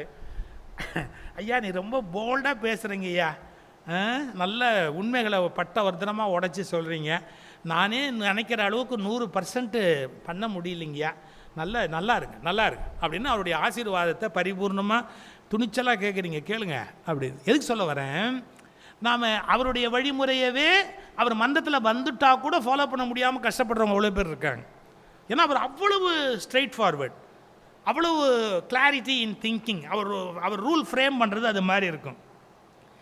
மோர் சயின்டிஃபிக். இப்போ நான் ஒரு 3 விஷயம் மட்டும் சொல்கிறேன். மற்ற ரிலிஜனுக்கும் வேதாத்திரியத்துக்கு என்ன வித்தியாசம் இது பாருங்கள். நாம் மற்ற ரிலிஜனில் தெய்வம்ங்கிறது assumption. They assume a god, they believe a god, then they ready to start prayer. You have to do that. இதான் மற்ற ரிலிஜனில் இருக்கிற விஷயம். ஆனால் மகரிஷி என்ன சொல்கிறார், அறிவும் ஆற்றலுமான பெருவெளியே தெய்வம். It is abstract, totally abstract. அறிவும் ஆற்றலுமான பெருவெளி, அதுதான் தெய்வம். நம்ம இந்திய சித்தர்களுக்கு அதுதான் கோட்பாடு. அதில் எப்படி படைப்பு நிகழும் அப்படிங்கிறதுக்கு அவர் விளக்கம் சொல்கிறார். பெருவெளி ஒன்றே சுயம், பெருவெளி ஒன்றே சுயம், சுயத்திற்கு பல பல பெயர்கள் உண்டு. சரி, அதில் கிரியேஷன் எப்படி நடக்குது அப்படின்னா, பெருவெளியின் தன் இறுக்கமே அது அப்படியே ஒரு பிசையுது. நம்ம குடல் சில சமயத்தில் உள்ள பிசையுது இல்லை, அது மாதிரி பெருவெளி தன்னை பிசைஞ்சுக்குது. பெருவெளியின் தன்னிறுக்கமே அதன் எழுச்சிக்கு முழு முதற் காரணம். இந்த மாதிரி ரிலிஜனை மோர் சயின்டிஃபிக்காக வேறு யார் சொல்ல முடியும்? ஃபிசிக்ஸு, மெட்டாஃபிசிக்ஸு இதிலெல்லாம் உள்ளே போய் நீங்கள் சயின்ஸில் தேடி பிரபஞ்ச தோற்றத்தை பற்றி வெவ்வேறு சயின்டிஸ்ட்லாம் என்னென்ன சொல்கிறாங்களோ அதெல்லாம் தெரிஞ்சவங்களே இதை புரிஞ்சுக்கிறது கஷ்டம். பெருவெளியின் இறுக்கமே தன்னிறுக்கமே அதன் எழுச்சிக்கு காரணம். பெருவெளியின் ஒரு சின்னஞ்சிறு பின்னம் வெளியின் தன்னிறுக்கத்தால் சுழற்சி அடைய அந்த பின்னம் துகளாகிறது. பெருவெளியிலான துகள் பெருவெளியில் நகரவும் செய்கிறது. இத்துகள்களின் கூட்டுதான் விண் முதல் மண் வரை உள்ள பஞ்ச பௌதீகங்கள். 5 பௌதீக விஷயங்களும் அந்த பெரும் துகள், அந்த இறுக்கத்தினால ஏற்பட்ட அந்த துகள் அப்படிங்கிறார். இது மாதிரி நம்ம எந்த ரிலிஜனில் கேட்டிருக்கிறோம்? உங்களுக்கு ஒரு ப்ரேயர் சொல்லி கொடுப்பாங்க, இல்லை ஏதாவது ஒரு அர்ச்சனை மந்திரம் சொல்லுவாங்க, இல்லை ஏதாவது ஒன்று அதே லாங்குவேஜில் சொல்லு அப்படிம்பாங்க. அராபில் சொன்னாதான், உருதுவில் சொன்னாதான் இஸ்லாமியர்கள் நம்புவாங்க, லத்தீனில் சொன்னாதான், கிரேக்கத்தில் சொன்னாதான்னு கிறிஸ்துவர்கள் நம்புவாங்க, சமஸ்கிருதத்தில் சொன்னாதான்னு இந்துக்களில் சில பேர் நம்புவாங்க. எதையும் அப்படியே தூக்கி அந்தாண்டு தள்ளி வச்சுட்டார். It is more scientific. இது எப்படி கிரியேஷன் நிகழுது அப்படின்னு. இப்போ நான் சொல்கிறத சில பேர் தான் புரிஞ்சுக்க முடியும். கிரியேட்டர் அப்படிங்கிற வார்த்தையை வச்சு தான் மதங்கள் சண்டை போடுகின்றன. கவனிங்க, கிரியேட்டர் அப்படிங்கிற வார்த்தையை வச்சு தான் மதங்கள் சண்டை போடுகின்றன. கிரியேஷன் அப்படிங்கிறத புரிஞ்சுக்கிட்டா மத சண்டைகள் நின்று விடுகின்றன. இந்த கிரியேஷன் எப்படி நடக்குது? கிரியேட்டிவிட்டினால, படைப்பு திறன். கிரியேஷன் நடக்குது அப்படிங்கிறத புரிஞ்சுக்கிட்டா மத சண்டைகளுக்கு இடமில்லை. இப்போது மனிதர்கள் எதுக்கு ரொம்ப கவலைப்படுறாங்க? இப்போ பாவ புண்ணியம், அது மூலமாக சொர்க்க நரகம், அப்புறம் மோட்சம், இப்படி நிறைய விஷயங்களை பற்றி பயப்படுறாங்க. இதெல்லாம் நம்மளை ஒழுங்குபடுத்துவதற்காக சொல்லப்பட்ட செய்திகள். கொஞ்சம் ஒழுக்கமாக இருப்பா அப்படின்னா இருக்க மாட்டான் நம்மால். இந்த பாருப்பா இப்படிலாம் தப்பு பண்ணால் நரகத்துக்கு போடுவிடா அப்படின்னா, நரகத்தில் பயங்கரமாக நெருப்பு எரியும். ஆமாம், மெட்ராஸில் எரியறதை விடவா அதிகமாக எரியும். நரகத்தில் நெருப்பு எரியும், நரகத்தில் நெருப்பு எரியும் அப்படின்னா அதெல்லாம் அந்த நம்முடைய சின்ன நமக்குள்ள ஒரு குழந்தை மன. இப்போ நான் ஒரு கேள்வி கேட்குறேன், அம்புலி மாமாவுக்கு சண்டை போடுற தாத்தா உண்டா இல்லையா? கார்ட்டூன் பார்த்து ஆன மகிழ்ச்சி அடைகிற பாட்டி உண்டா இல்லையா?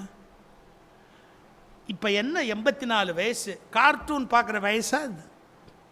அதுவும் பேரண்ட்டேருந்து பிடுங்கி அந்த கார்ட்டூன் இப்படி பார்த்து அதில் சந்தோஷம் அடைகிறமா இல்லையா?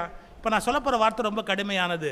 உடல் அளவில் நீங்கள் என்ன வளர்ச்சி பெற்றாலும் பிறப்பின் போது உள்ளிருந்த குழந்தைத்தன்மை என்பது அப்படியே நீடிக்கிறது. It never dies. சயின்ஸ் என்ன தெரியுமா சொல்கிறான் பாருங்களேன். 7 வயசில் உங்களுக்கு ஒரு அறிவு இருக்குன்னு வச்சுக்கோங்க, 14 வயசில் ஒரு விதமான அறிவு சேகரிக்கிறீங்கன்னு வச்சுங்க. பாருங்கள், 7 வயசு மேலே இப்படி மூடிக்கும். அப்புறம் 20-21 வயசில் ஒரு அறிவு சேகரிக்கிறீங்க அடுத்தாப்பில், அதுக்கு மேலே இப்படி மூடிக்கும். லேயராக தான் இருக்குமே ஒழிய இந்த 7 வயசு பிலீஃபும் 7 வயசு எண்ணமும் அழியவே அழியாது. அதை எரைஸ் பண்ண நமக்கு தெரியாது. இதுதான் பெரிய பிரச்சனை. இப்போது ஒரு டேப்புன்னு ஒரு காலத்தில் இருந்தது, ரிப்பன் டேப்பு. அதை அழிச்சிட்டு அடுத்த பாட்டு எடுக்கலாம். ஒரு ஒரு ஒரு ரிப்பன் போகுது, அதில் நீங்கள் அடுத்த பாட்டு எடுத்தீங்கன்னா, ரெக்கார்ட் பண்ணிங்கன்னா பழைய பாட்டு அழிஞ்சு போயிடும். அடக்கடவுளே, பழைய பாட்டும் அப்படியே இருக்கும், புதுசாக ஒரு பாட்டு ரெக்கார்ட் ஆகும்னா மனுஷன் கேட்க முடியுமா? எங்கள் அப்பா ஆல் இண்டியா ரேடியோவில் வேலை பார்த்தவர். அவர் அந்த காலத்து ரேடியோவில் 2 ஸ்டேஷன் சமயத்தில் ஒன்றா வந்துடும். அந்த வேவலந்து காற்றுல 2 ஸ்டேஷன் ஒன்றா வந்துடும். அப்போ ஒரு சம்பவம் சொல்வார். குழந்தை வளர்ப்பது எப்படின்னு ஒரு ஸ்டேஷனில் போகுது, ஊறுகாய் போடுவது எப்படின்னு இன்னொரு ஸ்டேஷனில் போகுது. குழந்தை குளிப்பாட்டின்னு அதில் போய் அரிவாள் மனையில் வைத்து நறுக்கி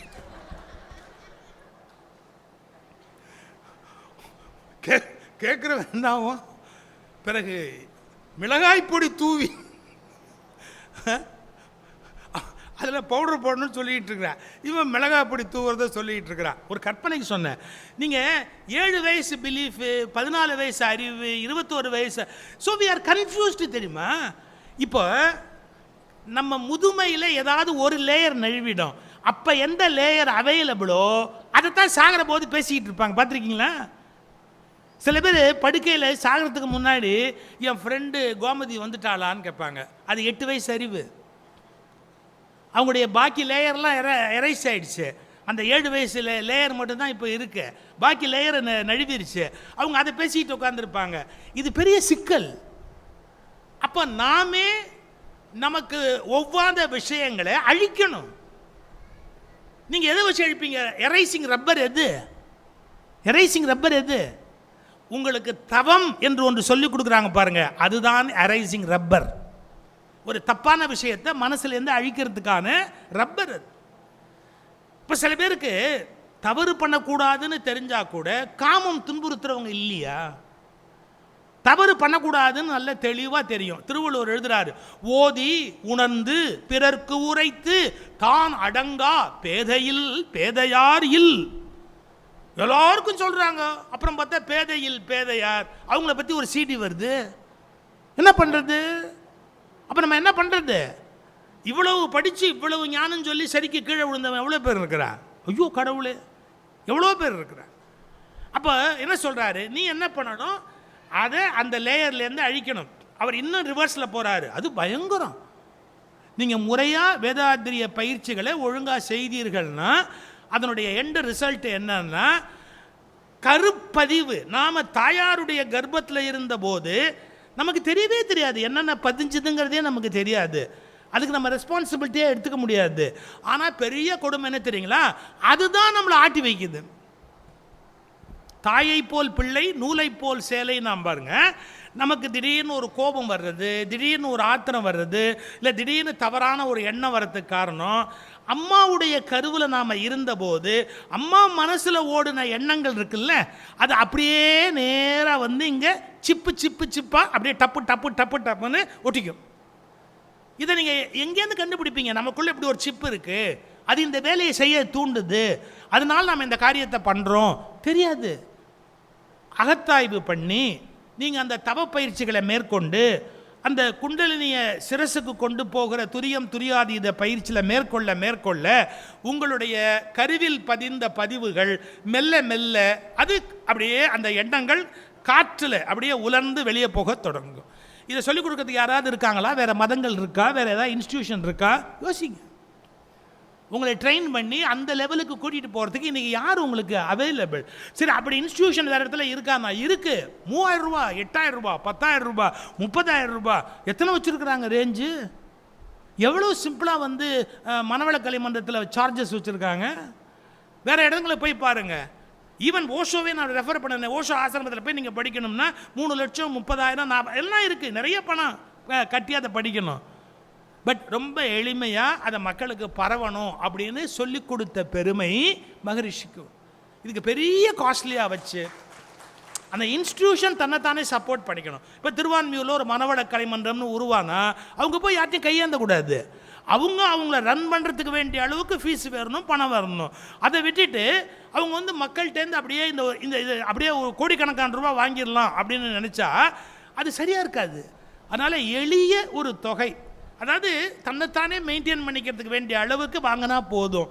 இப்படி நினச்சதே ஒரு பெரிய விஷயம் இல்லையா? மகரிஷியோட பெருந்தன்மை இல்லையா? புரிஞ்சுக்கணும். இப்போ சொல்கிறேன் பாருங்க, குண்டலின்னா என்ன, குண்டலினியை மேலே கொண்டு போகிறதுனா என்ன, துரியத்துக்கு போனால் என்ன. நீங்கள் ஒரு சில பேர் சொல்லுவாங்க இட் இஸ் பியூர் இமேஜினேஷன். அப்படி கிடையாது. அதனுடைய பேஸ் புரிஞ்சுக்கோங்க. தாயும் தந்தையும் இணைகிற போது அப்பாட்டேந்து ஒரு ஃபோர்ஸ், அம்மாட்டேந்து ஒரு ஃபோர்ஸ் வருது இல்லை, அதை ரெண்டு சுழிச்சிக்கிட்டு ஒன்று அப்படி சுழட்டி அது ஒரு வளையமாக மாறும். 2 பேர்ட்டேருந்து புறப்பட்ட அந்த ஃபோர்ஸ் தான் குண்டலின். அது முதல்ல நாபியில் இருந்து அப்புறமா குதத்துக்கு கீழே போயிடும். முதல்ல நாபியில் தான் இருக்கும், ஏன்னா குழந்தை ஃபார்மேஷன் நாபி. அதுலேருந்து மெல்ல இறங்கி இறங்கி இறங்கி அது கீழே போயிடும். அதுக்கப்புறம் நம்ம குழந்தையா வெளியில் வந்து பிறக்கிறோம். பிறந்து வாழ ஆரம்பிக்கிற போது மூலாதாரமும் சுவாதிஷ்டானமும் தான் நம்மளை ஆட்டி வைக்கும். மூலாதாரமும் சுவாதிஷ்டானமும் என்ன பண்ணும்? 2 வேலை தான். ஷட்டில் சர்வீஸ் மாதிரி பஸ். மூலாதாரம் சுவாதிஷ்டானம், சுவாதிஷ்டானம் மூலாதாரம், மூலாதாரம் சுவாதிஷ்டானம், சுவாதிஷ்டானம் மூலம். என்ன திங்கணும், புள்ள பெற்றுக்கணும். சாரி, இவன் பிறந்ததே எதுக்குன்னு தெரியல, இதில் இவனை மாதிரி ஒன்று பெற்றுக்கணுமா, என் கை மாதிரியே இல்லை அப்படிம்பா. ஏய், உன்னையே தாங்க முடியல, இன்னும் ஒன்றை மாதிரி இன்னொரு ஜெராக்ஸ் காப்பி இந்த உலகத்தில் எப்படா. சில பேர் சொல்லுவான் அப்படியே அந்த குடமிளகா மூக்கு அப்படியே இல்லை. பாருங்க, குடமிளகா மூட்டில் பஜ்ஜி தான் போடலாம். தன்னை மாதிரி அந்த குழந்தை இருக்கிறத அவன் விரும்புகிறான். சரி, எதுக்காக குள்ள பெற்று? ஐயோ, நான் கேட்குறக்க தப்பாக நினைக்காதீங்க. நம்ம ஏன் இருக்கிறோம்னே தெரியாமல் நாம் வந்து ஏன் பிள்ளை பெற்றுக்கணும்? விரும்பினாலும் விரும்பாவிட்டாலும் யோசிக்க கூட நமக்கு அதுக்கு நேரம் கிடையாது, தெரியுமா? இது வந்து நேச்சருடைய படைப்பு. அப்படி என்ன, ஒரு பள்ளி 10 பள்ளியை ப்ரொடியூஸ் பண்ணிட்டு தான் போகும். நல்லி 4 பிரான்ச் வச்சா பரவாயில்ல, பள்ளி 4 பிரான்ச் வைக்குது. எதுக்கு வைக்குது பள்ளி 4 பிரான்ச்? 4 ஃபேமிலி உண்டு பண்ணோம். இங்கே ஒன்று வைக்கும், அந்த பக்கம் ஒன்று கொண்டு போய் வைக்கும், அந்த பக்கம் ஒன்று வைக்கும். ஐயோ, இதெல்லாம் பெரிய படைப்பை நீங்கள் பார்த்தீங்கன்னா ஆச்சரியம். It is programmed. உங்களுக்கு ஒரு குழந்தை வேணும் அப்படிங்கிற ஃபீலிங் எல்லாம் யாரும் சொல்லி வரல.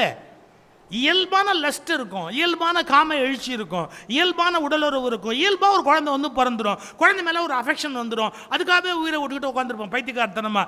கடைசியில் எல்லாருக்கும் டாட்டா காட்டி அமெரிக்காவுக்கு போய் உட்கார போகுது. அது உங்களை அங்கேருந்து ஃபோனில் கேட்க, அம்மா உடம்பு சரியில்லையாம்மா, நம்ம அதிலே குளிந்துருவோம். ஆமாம், உடம்பு நல்லா பார்த்துக்குமா. சரிப்பா பார்த்துக்கிறேன்னா, நீ எதுக்கு மருந்து சாப்பிடு, டாக்டரை போய் பாரு. அப்புறம் அந்த எலுமிச்சங்காய் ஊறுகாய் கேட்டேனே, அதை கொடுத்து விட்றியா? நாளைக்கு என் ஃப்ரெண்டு வந்து அமெரிக்காவுக்கு வர்றா, அவள் மெட்ராஸ் ஏர்போர்ட்டில் வரா, நீயும் அப்பாவோ அதை எடுத்துக்கிட்டு போய் ஏர்போர்ட்டில் அது எலுமிச்சங்காய் ஹேண்ட் லக்கேஜில் வச்சு அலோவ் பண்ண மாட்டான். அதனால் அவங்க செக்இன் பேக்கேஜில் வைக்கணும். அதுக்கு தகுந்த மாதிரி நீ கொண்டு போய் கொடுத்துட்டு முதலே கொடுத்துட்டு வந்துடுறியா? எனக்கு உடம்பு கொஞ்சம் முடியல, அம்மா அம்மா மறந்துடாமல் எலுமிச்சங்காய், நீ உன் கையில் எலுமிச்சங்காய் ஊறுகாவை, அதை மாதிரி உலகத்தில் எங்கேயுமே இருக்காது. சரி பார்க்குறேன். எனக்கு புரியவே இல்லை, இது எவ்வளோ பைத்தியக்காரத்தன், எவ்வளோ பைத்தியக்காரத்தன் சார். நான் ஒரு அழகாக ஒரு கட்டுரை படித்தேன், பெர்மனண்ட் அட்ரஸ்னு ஒரு ஆர்டிக்கல் படித்தேன். நம்மளை பார்த்து அப்ளிகேஷனில் கேட்குறான் பார்த்தீங்களா, பெர்மனண்ட் அட்ரஸ்னு. ஐயோ, அதை விட முட்டாள்தனமான வார்த்தையே கிடையாது. யாருமே பெர்மனண்ட் இல்லை, அட்ரஸும் பெர்மனண்ட் இல்லை, பூமியும் பெர்மனண்ட் இல்லை, கேட்குறவனும் பெர்மனண்ட் இல்லை, பதில் சொல்கிறவனும் பெர்மனண்ட் இல்லை. கோமாளித்தனமாக கேட்குறான் பெர்மனண்ட் அட்ரஸுங்கிறான். கஷ்டப்பட்டு அதை கொடுத்தாலும் ஆதார் செல்லாதுன்றான். பயங்கர காமெடி. பெர்மனெண்ட் அட்ரஸ் என்ன, பெர்மனெண்ட் அட்ரஸ்ஸு. அப்புறம் வீடு கட்டும்போது இவருக்கு ஒரு ரூமா, அப்புறம் வந்து இவர் பையனுக்கு ஒரு ரூமா, அப்புறம் பொண்ணும் மாப்பிள்ளையும் வந்தால் பொண்ணு மாப்பிள்ளைக்கு ஒரு ரூமா. ஒரு பையன் வரப்போகிறது இல்லை. கிழவனும் கிழவியும் அங்கேயே உட்காந்து ஒருத்தர் திட்டிக்கிட்டே இருக்க போகிறோம் கடைசி வரைக்கும். பையனும் வரமாட்டான், மருமகளும் வரமாட்டான், மகளும் வரமாட்டான். அவ்வளோதான் வாழ்க்கை. கொஞ்சம் யோசிச்சுக்கோங்களேன். நம்ம முட்டாள்தனமாக பல காரியம் பண்ணுறோமே, ஏன் பண்ணுறோம் அப்படிங்கிறத என்னைக்காவது யோசிச்சோமா? யோசிக்கிறதுக்கு பேர் தான் தவம்னு பேர், தெரியுமா? உள்ளேருந்து கொஸ்டின் வரும். இந்த செயல் செய்கிறோமே ஏன் செய்கிறோம்? திட்டினமே ஏன் திட்டுறோம்? கெட்ட வார்த்தை சொன்னோமே ஏன் கெட்ட வார்த்தை சொன்னோம்? தூக்கி எறிஞ்சோமே கண்ணாடியை ஏன் தூக்கி எறிஞ்சோம்? சார், ஒரு ஜென் மாஸ்டர், ஞானி உட்கார்ந்துருக்கார், ஜென் மாஸ்டர். அவரை பார்க்குறதுக்கு ஒருத்தன் வர்றான், ரொம்ப அவசரமாக வரான். சரக்கு செருப்பை கழட்டி விட்டான். அப்படி 2 செருப்பையும் கழட்டி விட்டான். டமோல்னு அந்த கதவை அடிச்சுக்கிட்டு அங்கேருந்து ஓடியாந்தான் உள்ள. இவர் கேட்டார், என்ன எதுக்கு இப்படி ஓடி வர? இல்லை, யூ ஆர் எ ரியலைஸ்டு சோல்னு சொன்னாங்க, எனக்கு ஞானத்தை நீங்கள் போதிக்கணும், தயவுசெய்து why can't you teach me ஞானா அப்படி. முதல்ல போய் அந்த செருப்புக்கிட்ட மன்னிப்பு கேட்டுவான்னு. அது அக்ரிணை, அது அக்ரிணை. அதுக்கிட்ட போய் எப்படி மன்னிப்பு கேட்கறது? நீ அதை எரிகிற போது மட்டும் கோபத்தில் எரிஞ்ச போது அது உயர்திணை மாதிரி தானே எரிஞ்ச, ஹேண்டில் பண்ண, எரிச்சல் தள்ளி விட்ட, போ மன்னிப்பு கேடு போ. அவன் சரி, இந்த சாமியார் நட்டுக்க கண்ணு சாமியார் போல் இருக்க, என்ன பண்ணுறது? வந்துட்டோம், போனான், செருப்புக்கிட்ட போனான். ஒரு செகண்ட் அப்படியே ரியலைஸ் பண்ணிட்டு மெதுவாக மன்னிப்பு கேட்கணும்னு கேட்டான். ஒரு செகண்ட் அந்த ரியலைசேஷன் உள்ளே வந்தது. கேட்டுட்டு அங்கேருந்து குருக்கிட்ட வந்தான். இப்போ என்னன்னா, ஞானம் அடைந்து விட்டேன், விடைபெறுகிறேன்னு. ஏன்? எல்லா உயிரையுமே எப்படி நடத்தணுங்கிற உணர்வு வந்தாச்சுன்னா அதை விட வேறு என்ன வேணும்? ஒரு அக்ரிணை பொருளை கூட காயப்படுத்துவதற்கு நமக்கு உரிமை இல்லை. ஒரு அக்ரிணை பொருளை கூட காயப்படுத்துவதற்கு நமக்கு உரிமை இல்லை. இதெல்லாம் புரிஞ்சுக்கணும். நாம் வந்து எவ்வளோ தூரத்துக்கு அமைதியான ஒரு வாழ்க்கை வாழறோம், மன அமைதி, உடல் அமைதி, இதோடு கூடிய வாழ்க்கை வாழறோம் அப்படிங்கிறதுக்கு ஏதாவது ஒரு கண்ணாடி வச்சு பார்க்க வேண்டாமா?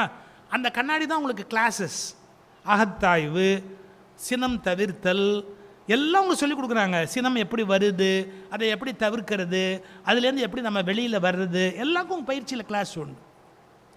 இந்த குண்டலினி, சிம்பிளிஃபைடு குண்டலினி யோகாங்கிறது மட்டும் வெளியில் இதாக இருக்குது, ப்ராபகேட் ஆகிருக்கு, எஸ்கேஒய், சிம்பிளிஃபைடு குண்டலினி யோகா. அதாவது ஸ்ட்ரெயிட்டாக ஓஷா கேட்குறார், அது என்ன ½ HP மோட்டர் போட்டு கீழே மூலாதாரத்துலேருந்து சிரசு வரைக்கும் மேலே அப்படியே அந்த பவரை எடுத்துட முடியுமா? அதான் குண்டலினிக்கு மேலே போகுதுன்னு அர்த்தமான இல்லை. அந்த 2 சக்ராஸுடைய ஆக்டிவிட்டி மட்டுமே நம்ம லைஃபாக இருக்கும். எது? மூலாதாரம், சுவாதிஷ்டான், மூலாதாரம், சுவாதிஷ்டான். அதை சாப்பிடணும், இதை சாப்பிடணும். சில பேர் எப்படி தெரியுங்களா, எந்த ஊருக்கு போனாலும் அங்கே வந்து சாப்பிட்றதுக்கு ஒரு ஐட்டம் சொல்லுவான். மதுரை போகிறேன், சௌராஷ்டிரா தெருவில் ஒரு சந்து உள்ளே போகுது, அங்கே ஒரு கடை, ஒரு பாட்டி ஒரு கடை வச்சு, ஐயோ அது மாதிரி தவளை வடை வேறு யாருமே போட முடியாது. நான் மதுரையே போகலடா. யாருங்க போகிறீங்க? கும்பகோணத்தில் ராயர் காஃபி ஹவுஸ்னு ஒன்று இருக்குது. ஐயோ அதில் காஃபி மட்டும் நீங்கள் சாப்பிட்டீங்கன்னு வச்சுங்க, ஐயோ ஐயோ ஐயோ அதுதான் காஃபி, அதுக்கு மேலே ஒன்றுமே. ஏண்டா எந்த ஊர் போனாலும் ஒன்று சொல்லுவியா? அவனுடைய டேஸ்ட் எங்கே போனாலும் உணவு தான் தேடுவான். ஒவ்வொரு இடத்துல ஒவ்வொரு உணவை தேடி அதையே குறித்து வச்சுருப்பான். மூலாதாரம். சுவாதிஷ்டானம்னா என்ன பொருள் தெரியுமா? அதிஷ்டானம். நீ எங்கு நிலை கொண்டாயோ அந்த இடத்துக்கு பேர் அதிஷ்டானம். அதிஷ்டானம்னா அது நிலை கொண்ட இடம். அதிஷ்டானம் நாபி, சுவாதிஷ்டானம். மணிப்பூரகம், மணிப்பூரகம், விசுக்தி, ஒவ்வொரு ஸ்டேஜ் ஒவ்வொன்றுக்கும் ஒரு கணக்கு இருக்குது. நீங்கள் வெறும் செயற்கையாக அதை அங்கங்கே கற்பனை பண்ணிக்கிட்டு போகிறோங்கிறது பெருசு இல்லை. இப்போ ஒன்று தெரிஞ்சுக்கங்க, உங்கள் குண்டலினி எந்த இடத்துல நிற்கிதோ அதுக்கேற்ற பிஹேவியர் உங்களுக்கு இருக்கும். அதுக்கேற்ற பிஹேவியர் உங்களுக்கு இருக்கும். எப்படின்னு கேளுங்க, உங்களுடைய ஹிருதயஸ்தானத்தில் குண்டலினி வந்ததுன்னா நீங்கள் எல்லாத்தையும் அன்பாகவும் கருணையாகவும் இருப்பீங்க. ஜீசஸுடைய படம் பார்த்தீங்கன்னா இந்த நெஞ்சுக்கு நேராக தான் முதிரை பிடிச்சிருப்பார். எல்லாத்தையும் லவ் ஆல், அதான் அவருடைய மெசேஜ். ஸோ இருதயஸ்தானத்தில் குண்டலியை நிறுத்திக்கிட்டு உலகத்தில் இருக்கிற எல்லாரையும் நம்ம நேசிக்கணும். என்னமோ தவறு பண்ணால் அவனுடைய அறியாமல் பண்ணிட்டு போனால் அதை போய் நம்ம ஏன் பெருசாக எடுத்துக்கணும்? சில பேர் அது மாதிரி இருப்பாங்க. ரொம்ப ஆச்சரியம், எவ்வளோ அவமானப்படுத்தினாலும் அவங்க அவமானம் ஆக மாட்டாங்க. எல்லா மதத்துலேயும் இருப்பாங்க.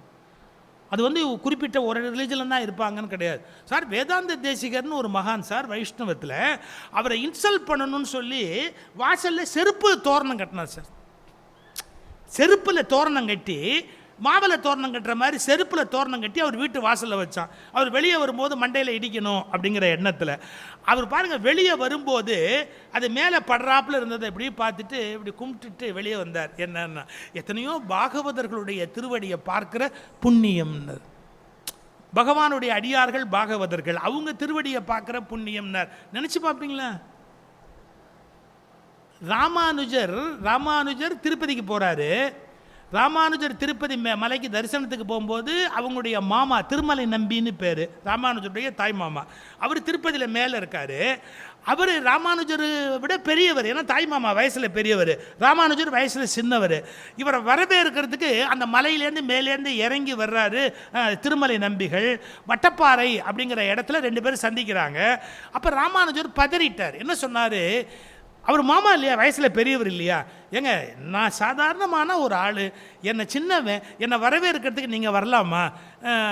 வரவேற்கிறதுக்குன்னு நினச்சா கூட மனத்துலேருந்து ஒரு சின்ன பையன் யாராவது ஒருத்தனை அனுப்பக்கூடாதா? நீங்கள் என்ன தாய் மாமா வயசில் பெரியவர், மரபில் பெரியவர், நீங்கள் வரலாமான்னு ராமானுஜர் அப்படியே தவிக்கிறார். திருமலை நம்பிகள் பதில் என்ன தெரியுமோ? மடத்தை விட்டு வெளியில் வந்தோம், யாரேனும் சின்ன பயல் அகப்படுவானா என்று 4 திக்கும் பார்த்தோம். நம்மை விட சின்ன பயல் யாரும் அங்கு இல்லாததால் நாமே வந்தோம். எங்க திருப்பதிலேயே இல்லைன்றார். என்னை விட சின்ன பைய திருப்பதி முழுக்க இல்லைன்றார். யோசிச்சு பாருங்க, அந்த ஊர்லேயே நான் தான் சின்ன ஆளுங்கிறார். நம்பாள் சொல்லுவான், நான் யார் தெரியுமா?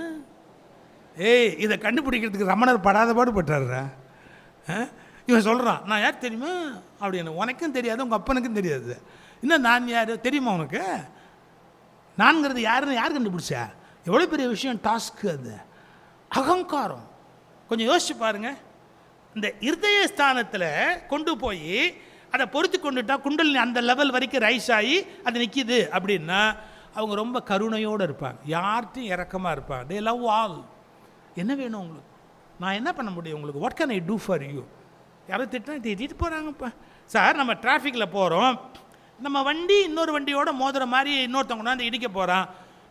அப்படியே ஒன்று சில பேர் கெட்ட வார்த்தைலாம் சொல்லி திட்டுவாங்க. சில பேர் அப்படி சொல்ல மாட்டாங்க, விடப்பா. கொஞ்சம் யோசிச்சு பாருங்கள். ஒரு டிரைவர், டாக்ஸி டிரைவர் டாக்ஸி ஓட்டுறாரு, ஏர்போர்ட்டுக்கு ஒருத்தர் போகிறாரு. அப்போ வேகமாக ஓட்டிக்கிட்டு போகும்போது அது மாதிரி ஒருத்தன் குப்பலாரி ஏத்தாப்பில் வந்தவன் அப்படி மோதுற மாதிரி வந்தான். அவன் தான் மோதுற மாதிரி வந்தான். அதான் இந்த நாட்டில் பெரிய ஆச்சரியம். அவன் மோதுற மாதிரி வந்து நம்மளை கெட்ட வார்த்தை சொல்லி திட்டுவான். நாம் ஒழுங்காக போயிருப்போம், லெஃப்ட்டில் கரெக்டாக போயிட்டு இருப்போம். அவன் என்னமோ ஒன்று பண்ணி மோதுற மாதிரி வந்துட்டு கெட்ட வார்த்தை சொல்லி திட்டுறான். அப்போ இந்த டாக்ஸியில் உட்காந்துருந்தவர் டிரைவரை பார்த்து கேட்டார், ஏன்பா நாம் லெஃப்ட்டில் கரெக்டாக தானேப்பா போனோம், அவன் தானேப்பா ராங் சைடு வந்தான், அவன் ஒன்று இப்படி கெட்ட வார்த்தை சொல்லி திட்டுறான், நீ பார்த்துக்கிட்டே இருக்கிறியன். அவன் சொன்னான் பாருங்க, அவன் குப்பை நிறைய வச்சுருக்கான், இப்போ அத்தனையும் நம்ம மேலே போட்டான்னு வச்சுங்க, இதை தூக்கிக்கிட்டு ஏர்போர்ட் வரைக்கும் நம்ம போகணுமா? மனசில் சொல்கிறார். மனசில் நமக்கு என்ன வந்தது? அவங்ககிட்ட இருக்கிற குப்பையை நம்ம மேலே போடலான்னு பார்த்தா நம்ம பாட்டுக்கு ஒதுங்கிட்டு போயிட வேண்டியது தானே. நமக்கு எதுக்கு அது தேவையில்லாது? இதுதான் வாழ்க்கை. அவங்க யாருன்னா அவங்களுக்கு குண்டலினி. நீ கிளாஸுக்கு போனியா போலையான்னு எனக்கு தெரியாது, ஆனால் கண்டிப்பாக உனக்கு அது ஹிருதய ஸ்தானத்துக்கு குண்டலினி வந்துருச்சுன்னு அர்த்தம். நீங்கள் ஒன்று புரிஞ்சுக்கணும், கிளாஸுக்கு போகிறது மூலமாக நம்ம ஒரு ட்ரைனிங் அடையிறோம். கிளாஸுக்கு போகாமையே முக்தி அடைந்தவர்களும் உண்டு, புரிஞ்சுக்கணும். அவங்க அவங்களுடைய இயல்பில் தேடி அதை அடைவார்கள். அவங்களுக்கு அது வாய்க்கும், அந்த ஜென்மத்தில் அது இயல்பிலேயே வாய்க்கும். இல்லை அவங்களுடைய அந்த ட்ராவலில் அவங்க அதை போய் ரீச் பண்ணுவாங்க. அதனால தான் நம்ம கிளாஸுக்கு வரலன்னா நிறைய சாமியார்கள் பின்னாடி போகிறவங்க நான் பார்த்துருக்குறேன். நம்ம இன்ஸ்டியூஷனில் ஜாயின் பண்ணி நம்ம சாமியார்கிட்ட படிக்கலைன்னா அவங்களுக்கு எதுவுமே வராதுன்னு அசட்டுத்தனமாக பேசுவாங்க. Not at all necessary. உங்கள் சாமியாருக்கு எவ்வளோ தெரியுமோ அதை விட 100 மடங்கு தெரிஞ்சு அவள் சாமியார் ஆகாமல் உட்காந்துருப்பான். நமக்கு என்ன தெரியும்? ஸோ அந்த ஈகோவும் தப்பு. உங்களுக்கு இங்கே சொல்லிக் கொடுக்குறாங்க, கற்றுக்க விரும்புகிறவங்க கற்றுக்குங்க, கிளாஸ் மிஸ் பண்ணாமல் கற்றுங்க. கற்றுக்கிட்டு அதை திரும்ப லைஃப்பில் கொண்டு வாங்க, அதை அடாப்ட் பண்ணுங்க, அதை பின்பற்றுங்க, அதன் மூலமாக வெளியில் வரத்துக்கு ட்ரை பண்ணு. நான் எதுக்காக இவ்வளவு கஷ்டப்பட்டு இதை சொல்லிக்கிட்டு இருக்கிறேன்னா, நம்ம பொதுவாக ரிச்சுவல்ஸுக்கு தான் அதிக மரியாதை கொடுக்குறோம். ரிலிஜனில் ரிலீஜியஸ் வே ஆஃப் லைஃப் அப்படிங்கிறதுல ரிச்சுவல்ஸுக்கு ரொம்ப மரியாதை கொடுக்குறோம். மகரிஷி வெரி ரெவல்யூஷனரி, ஏ ரிபல், ரெவல்யூஷனரி மகரி. எப்படி அவர் அடிச்சுட்டார், கோயிலில் தேர் திருவிழாலாம் வேண்டியதில்லைன்ட்டு. என்னத்துக்கு திருவிழா? நீ குழந்தைய திருவிழா வச்சு விளையாடிக்கிட்டு இருக்கிறதுக்கு? அப்புறம் சாமிக்கு படைக்கணும்னா அதுக்கு உடலும் இல்லை குடலும் இல்லை, நீ ஏன்டா போய் படைக்கிற அப்படின்னு. இதெல்லாம் அவருடைய ரெவல்யூஷனரி ஐடியாஸ். இதெல்லாம் நீங்கள் ரீச் ஆகிறதுக்கு கூட லேட் ஆகலாம். ஒன்று மறந்துடாதீங்க, போல்டாக எக்ஸ்ப்ரெஸ் பண்ணின அண்மை காலத்து ஞானி அவர் தான். இதை சொல்லிட்டா நமக்கு மார்க்கெட் போயிடுமேன்னா அவர் கவலைப்படவே இல்லை. அவர் மார்க்கெட்டை பற்றி கவலைப்படலை. சத்தியத்தை பற்றி அருட்தந்தை கவலைப்பட்ட அளவுக்கு விளம்பரத்தை பற்றி அவர் கவலைப்படவில்லை. It was true. அதுக்கு நேர்மையாக இருந்தார். அது என்ன குடலும் இல்லை உடலும் இல்லை, அது கொண்டு போய் நீ என்ன சாப்பாடு வைக்கிற அப்படின்ட்டார். கொஞ்சம் யோசிக்கணும். எதுக்காக இதை சொல்கிறேன் அப்படின்னு கேட்டால், அவர் லெவல் நம்ம ரீச் ஆகிறதுக்கு கொஞ்சம் வேணால் லேட் ஆகலாம். பட் இந்த பயிற்சியை எடுக்க எடுக்க நம்முடைய கருத்துக்களில் சில மாற்றங்கள் வரும். ஐயா, என் ஃப்ரெண்டு சண்முக வடிவேல்னு பேர். அவங்க ஒய்ஃப் இறந்து போயிட்டாங்க. அவங்க இறந்து போனதுக்கப்புறம் அவர் கங்கையில் போய் பிண்டம் கொடுக்கணும் அப்படின்னு முடிவு பண்ணிட்டு போயிருந்தார். அவர் கங்கைக்கு போகிறார். இத்தனைக்கும் அவர் பேசிக்கலாக ஆரம்பத்தில் நாஸ்திக்கிறது, அப்புறம் கொஞ்சம் ரிலீஜியஸாக மாறிட்டார், கொஞ்சம் எல்லாம் மாறிட்டார். அதனால் யாரோ சொன்னாங்க கங்கையில் போய் அவங்களுக்கு எல்லாம் பண்ணணும் அப்படின்னு. இவர் கங்கை போயிருந்த போது கங்கையில் அப்படியே ஒரு புரோக்கர்ஸ் இருக்காங்க, டீமாக பிடிச்சிக்குவாங்க, அந்த புரோஹித்திட்ட கொண்டு போய் விடுவாங்க. அவர் எல்லாம் அப்போது அவங்களுக்கு காசு கொடுக்கணும். அந்த புரோஹிதர்களுக்கு நம்ம தட்சணை கொடுத்தானே ஆகணும். அதை கல்கி ஒரு தடவை எழுதுறாரு. யார்? நம்ம கல்கி பத்திரிகை எடிட்டர் அமரர் கல்கி ஒன்று எழுதுறாரு. அவங்க என்ன பண்ணுவாங்க, போட்டில் போய் அந்த கங்கா நதியில் போட்டை நிறுத்திக்குவாங்க. நிறுத்திக்கிட்டு அவங்களுக்கு நீங்கள் தட்சணை கொடுக்கணும். அவங்க திருப்தின்னு சொன்னால் தான் இந்த ஆத்மா மேலே போகணும்னு அர்த்தம். அவங்கக்கிட்ட பிடி, அவங்க திருப்தின்னு சொன்னால் தான் அந்த ஆத்மா மேலே போகணும். கல்கி எழுதுகிறார், எவ்வளவு கொடுத்தாலும் அவர் திருப்தி என்றே சொல்ல மாட்டேன் என்கிறார். ரூபாய் எவ்வளவு கொடுத்தாலும் அவருக்கு திருப்தி வரவே வராது போல தெரிகிறது. கடைசியாக கல்கி ஒரு பஞ்சடித்தார், எனக்கு என்னமோ அந்த படகை அப்படியே கவிழ்த்து விட்டு விட்டால் பித்தர்கள் திருப்தியாகி விடுவார்கள் என்று எனக்கு தோன்றுகிறது. கல்கியோட ஹியூமர். சரி, இது ஒரு ஆப்பர்ச்சுனிட்டி. உங்கள்கிட்ட இந்த பணம் வாங்கிக்கிறதுக்கு இது ஒரு ஆப்பர்ச்சுனிட்டி. நான் எல்லாரும் விமர்சனம் பண்ணல, இது எல்லா கோயிலையுமே உண்டு. இப்போ நீங்கள் திருச்செந்தூர் கோயிலுக்கு போங்க, அங்கே 2 பேர் இப்படி நிற்பாங்க, இப்படியே நின்றுட்டே இருப்பாங்க. 2000 ரூபா கொடுக்குறீங்களா, 4000 ரூபா கொடுக்குறீங்களா, ஒரு ஆளுக்கு 2000 ரூபா உள்ளே கூட்டிகிட்டு போயிடுவேன். ஒரு 10,000 ரூபா கொடுங்க, எல்லா ஃபேமிலி அவங்க இப்படி தான் கை வச்சுருப்பாங்க. ஏன்னா இந்த என்ட்ரி டிக்கெட் இப்படி கையில் வச்சுக்கிட்டு அப்படி ஒரு பையோடு நின்றுக்கிட்டே இருப்பாங்க. திருச்செந்தூர் எனக்கு புரியவே இல்லை. க்யூவில் போய் நிற்காம எப்படி நினைக்கிறான், 2000 ரூபா லஞ்சம் கொடுத்தா முருகனையே பார்த்துடலான்னு நினைக்கிறான்னு. அதில் கிடைக்கக்கூடிய அருள் எப்படி ஒரிஜினல் அருளாக இருக்கும்? அதாவது க்யூவில் நிற்கிற 500 பேரை நீ ஏமாற்றிட்டு காசு கொடுத்துட்டு நேராக போய் சாமியை கும்பிட்டுட்டேன்னா கடவுள் உனக்கு கூடுதலான அனுகிரகம் பண்ணுவார்னு நினைக்கிறியே. உன்னை நாங்கள் எவ்வளோ கெடுத்து வச்சுருக்குறோம். மற்ற அத்தனை பேரும் ஏமாற்றிட்டு எவனுக்கோ சம்மந்தமே இல்லாத எவனுக்கோ 2000 ரூபா கொடுத்துட்டா அது எப்படி கோயிலுக்கு போய் சாமி கும்பிட்டாவில் புண்ணியம் வந்துடுமா? இதெல்லாம் நம்ம மனசாட்சிக்கு விடுற சவால். சரி, நான் எங்கேயோ போயிட்டேன். நல்ல வேளை இன்னும் யூத் ஹாஸ்டலில் இருக்கிறதே பெரிய விஷயம். என்னன்னா, என் ஃப்ரெண்டு என்ன பண்ணார், கங்கைக்கு போனாரா, அங்கே அந்த பண்டிட்டு அவங்க என்ன பண்ணுவாங்கன்னு கேட்டிங்கன்னா, அந்த பாருங்களேன், கடைசியாக எல்லோரும் கேட்பாங்க, இவரோட ஒய்ஃபு அவங்க சொர்க்கத்துக்கு போயிட்டாங்களா அப்படின்னா, அது நமக்கெல்லாம் தெரியாது, அவருக்கு மட்டும்தான் தெரியும். ஒரு மரத்துக்கு பின்னாடி நின்றுக்குவாங்க, அது வழியாக அப்படியே பார்த்துட்டு சொர்க்கத்துக்கு போயிட்டார் அப்படின்னு அவங்க சொல்லுவாங்க. நீங்கள் கொடுக்குற டேரிஃபுக்கு தகுந்தாப்பில் அந்த ஆர்டரில் தான் போவாங்க, அப்படி தான் அனுப்புவாங்க. அந்த மாதிரி அவர் மேலே கேட்குறாரு, என் ஃப்ரெண்டு அவர் ஒய்ஃபுக்காக கேட்குறாரு, அவர் ஒய்ஃபு சொர்க்கத்துக்கு போயிட்டாங்க அப்படின்னாரு. இவருக்கு ரொம்ப திருப்தி, ஏன்னா மறுபடியும் வரமாட்டாங்க அப்படின்னு கன்ஃபார்ம் ஆகிப்போச்சு. என்ட்ரி முடிஞ்சு போச்சு. எல்லாத்தையும் நம்ம லைஃப்பில் ஈஸியாக எடுத்துக்கணும், அதுக்காக சொல்கிறேன். சொர்க்கத்துக்கு போயிட்டேன். அதில் என்ன ஆச்சு, அவங்க அம்மா போயிட்டாங்க, அவங்க ஒய்ஃபு மேலே சொல்லுவாங்க, அண்ணன் பெரியப்பா போயிட்டாரு, இப்படி சொல்லுவார் ஒன்று ஒன்றா. அவர் ஹிந்தியில் தான் சொல்லுவார், தமிழ் டிரான்ஸ்லேட்டர் ஒருத்தர் கூட நிற்பார் அந்த பண்டாக்கு, அவர் தமிழில் சொல்லிட்டே வருவார். இது சொல்லிகிட்டே இருந்தபோது இவங்க கூட ஒரு பேட்ச் போனதில் ஒரு ஆள் ஓன்னு அழ ஆரம்பிச்சிட்டான். ஏன்னா அவன் சித்திக்கு அங்கே வந்து கொடுக்குறான், அவனுக்கு அம்மா இல்லை, சித்தி தான் வளர்த்துருக்குறாங்க.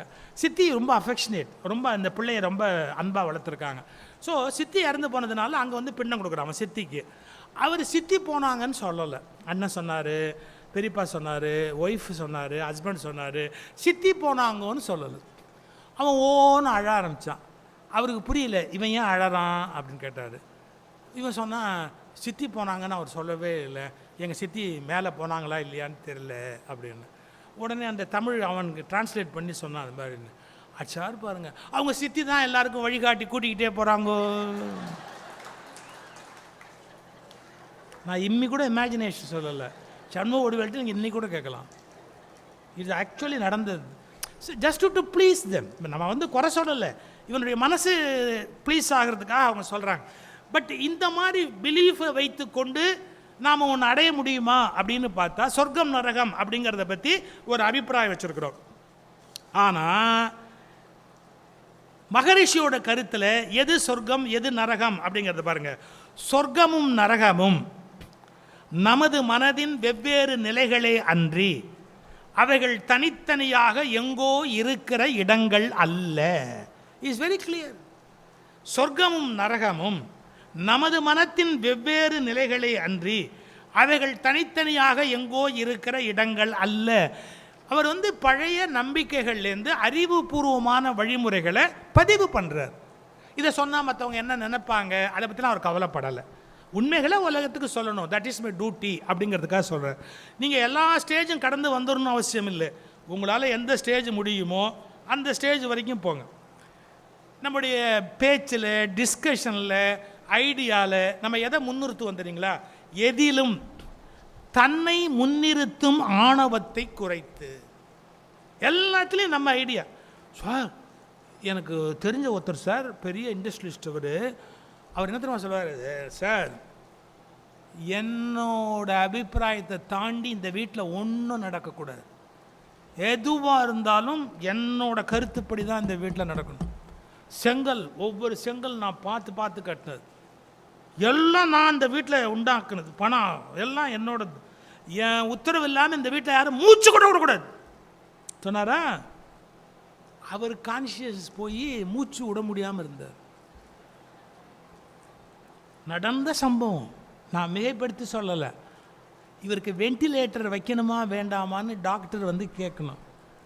டாக்டர் ஒய்ஃப்ட்டு வந்து கேட்குறாரு, அம்மா அவர் சிரமப்படுறாருமா மூச்சு விடுறதுக்கு, இப்போ வெண்டிலேட்டரை வச்சா தான் மூச்சு விட முடியும், நீங்கள் என்ன ஐயோ அவரை கேட்காம நாம் ஒன்றும் பண்ண முடியாதுங்க, எதுவாக இருந்தாலும் அவரை கேட்டே செய்யுங்க.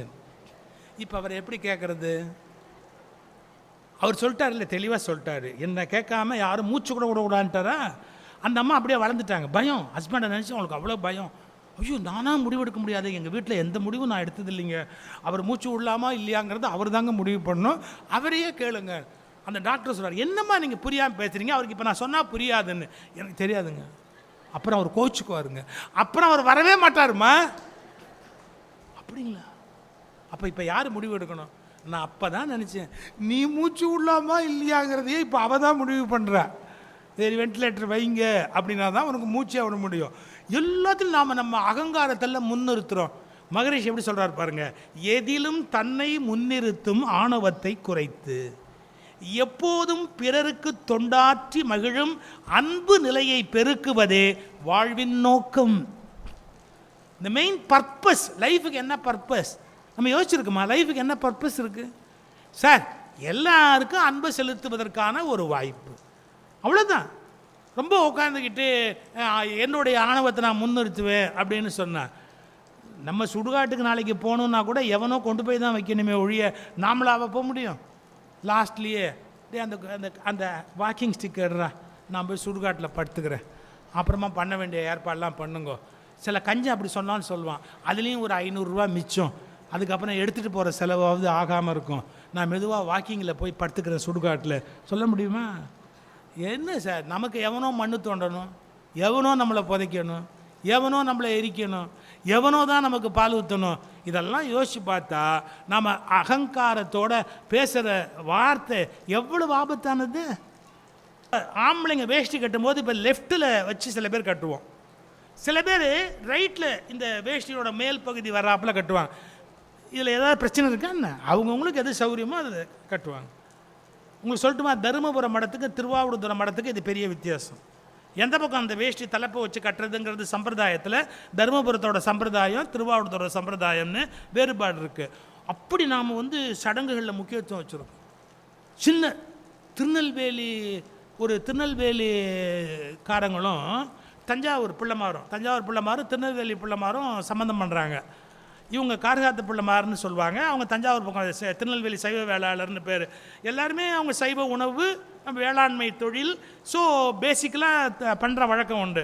அந்த கல்யாணத்தை ஒரு கிழவி நிறுத்துதுங்க, ஒரு 82 அந்த கல்யாணத்தை விடாமல் நிறுத்துது. ஏன்னா முறுக்கு சைஸ் தப்பாக போச்சான். சீர் வைப்பாங்கல்ல முறுக்கு, அது சீர் வைக்கும்போது அந்த கிழவி சொல்லுது, இது என்ன இத்தனோண்டு முறுக்கு வச்சுருக்குறாங்க, 3 சுற்று முறுக்கு வச்சுருக்குறாங்க, நாங்கள்லாம் 6 சுற்று முறுக்கு வைப்போம். நான் சொன்னேன், 2 தின்னு, இதுக்காக கல்யாணத்தை நிறுத்துவேன்னு? இது என்ன அநியாயம்? இல்லை, எங்கள் பழக்கம் வேறையாக இருக்குது, அவங்க பழக்கம் வேறையாக இருக்குது, எங்கள் தாலி வேறு மாதிரியாக இருக்குது, அவங்க தாலி வேறு மாதிரி. இதெல்லாம் என்ன ஒரு பெரிய விஷயமா? 2 பேரும் கணவன் மனைவியாக வாழ்க்கையில் ஒத்துமையாக மனசு இணைந்து வாழ்ந்தால் முடிஞ்சு போச்சு. தாலி கொஞ்சம் நீளமாக இருந்தானே சின்னதாக இருந்தானே இதெல்லாம் போட்டு பெருசாக எதுக்கு நம்ம எடுத்துகிட்டு கஷ்டப்படணும்? டேக் இட் ஈஸி, சிம்பிளாக எடுத்துக்க லைஃபை.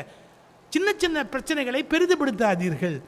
உண்மையிலே மகரிஷி சொல்கிற அந்த வார்த்தையை கேட்டால் டைவர்ஸுங்கிறதே இருக்கிறதுக்கு வாய்ப்பு இல்லை சார்.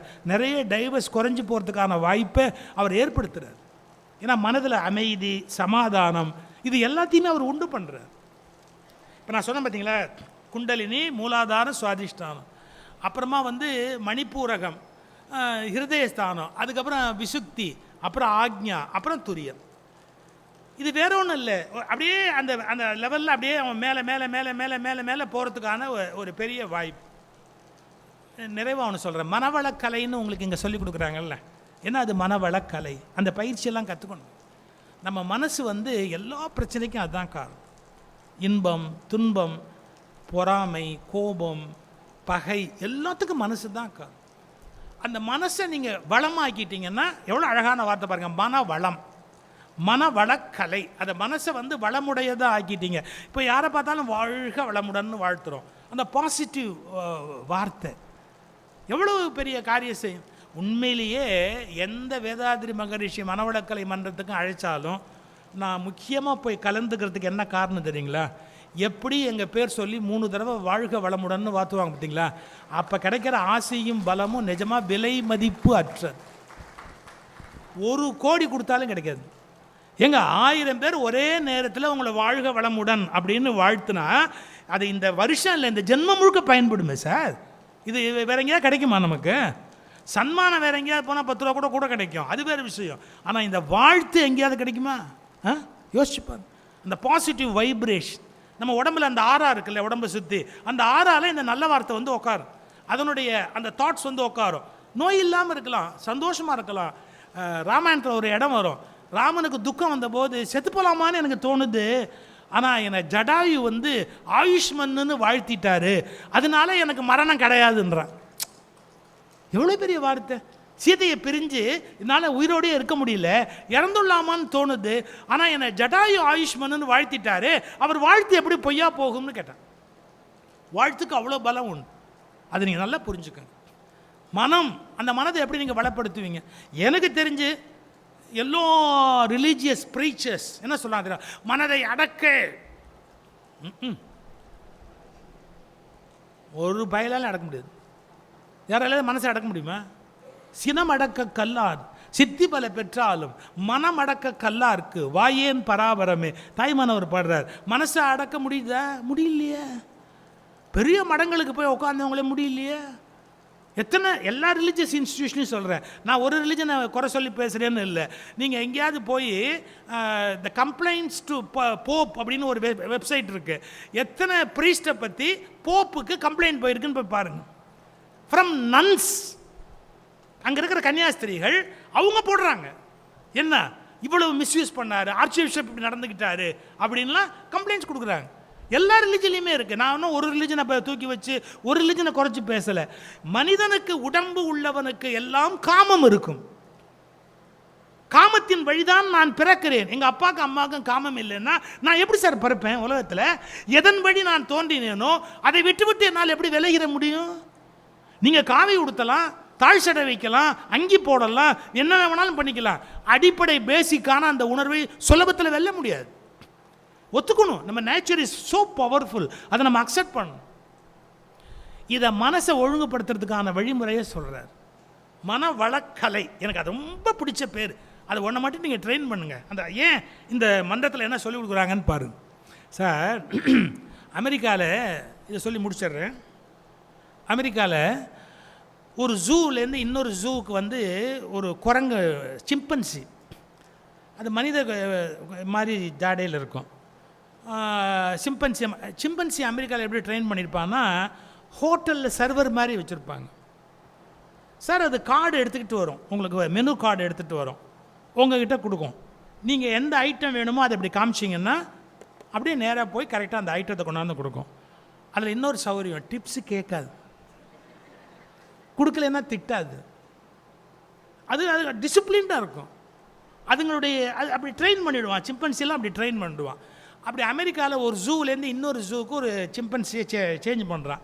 உடனே அதுக்கு 2 மிலிட்ரி செக்யூரிட்டிலாம் போட்டு கூடவே போட்டு ஒரு ஃப்ளைட்டில் ஏற்றி அதை அனுப்புகிறான் இன்னொரு ஊருக்கு.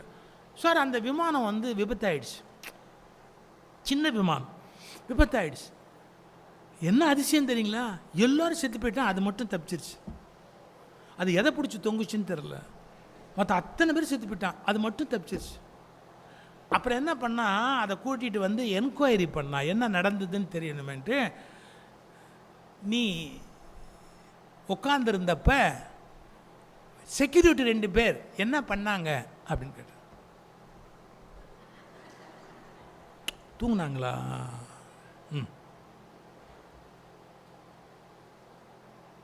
பைலட் ஓட்டினாரு, பைலட் என்ன பண்ணார்? தண்ணி போட்டாரா? நான் சொல்கிறப்ப அது சொல்கிற மாதிரி இருக்குல்ல.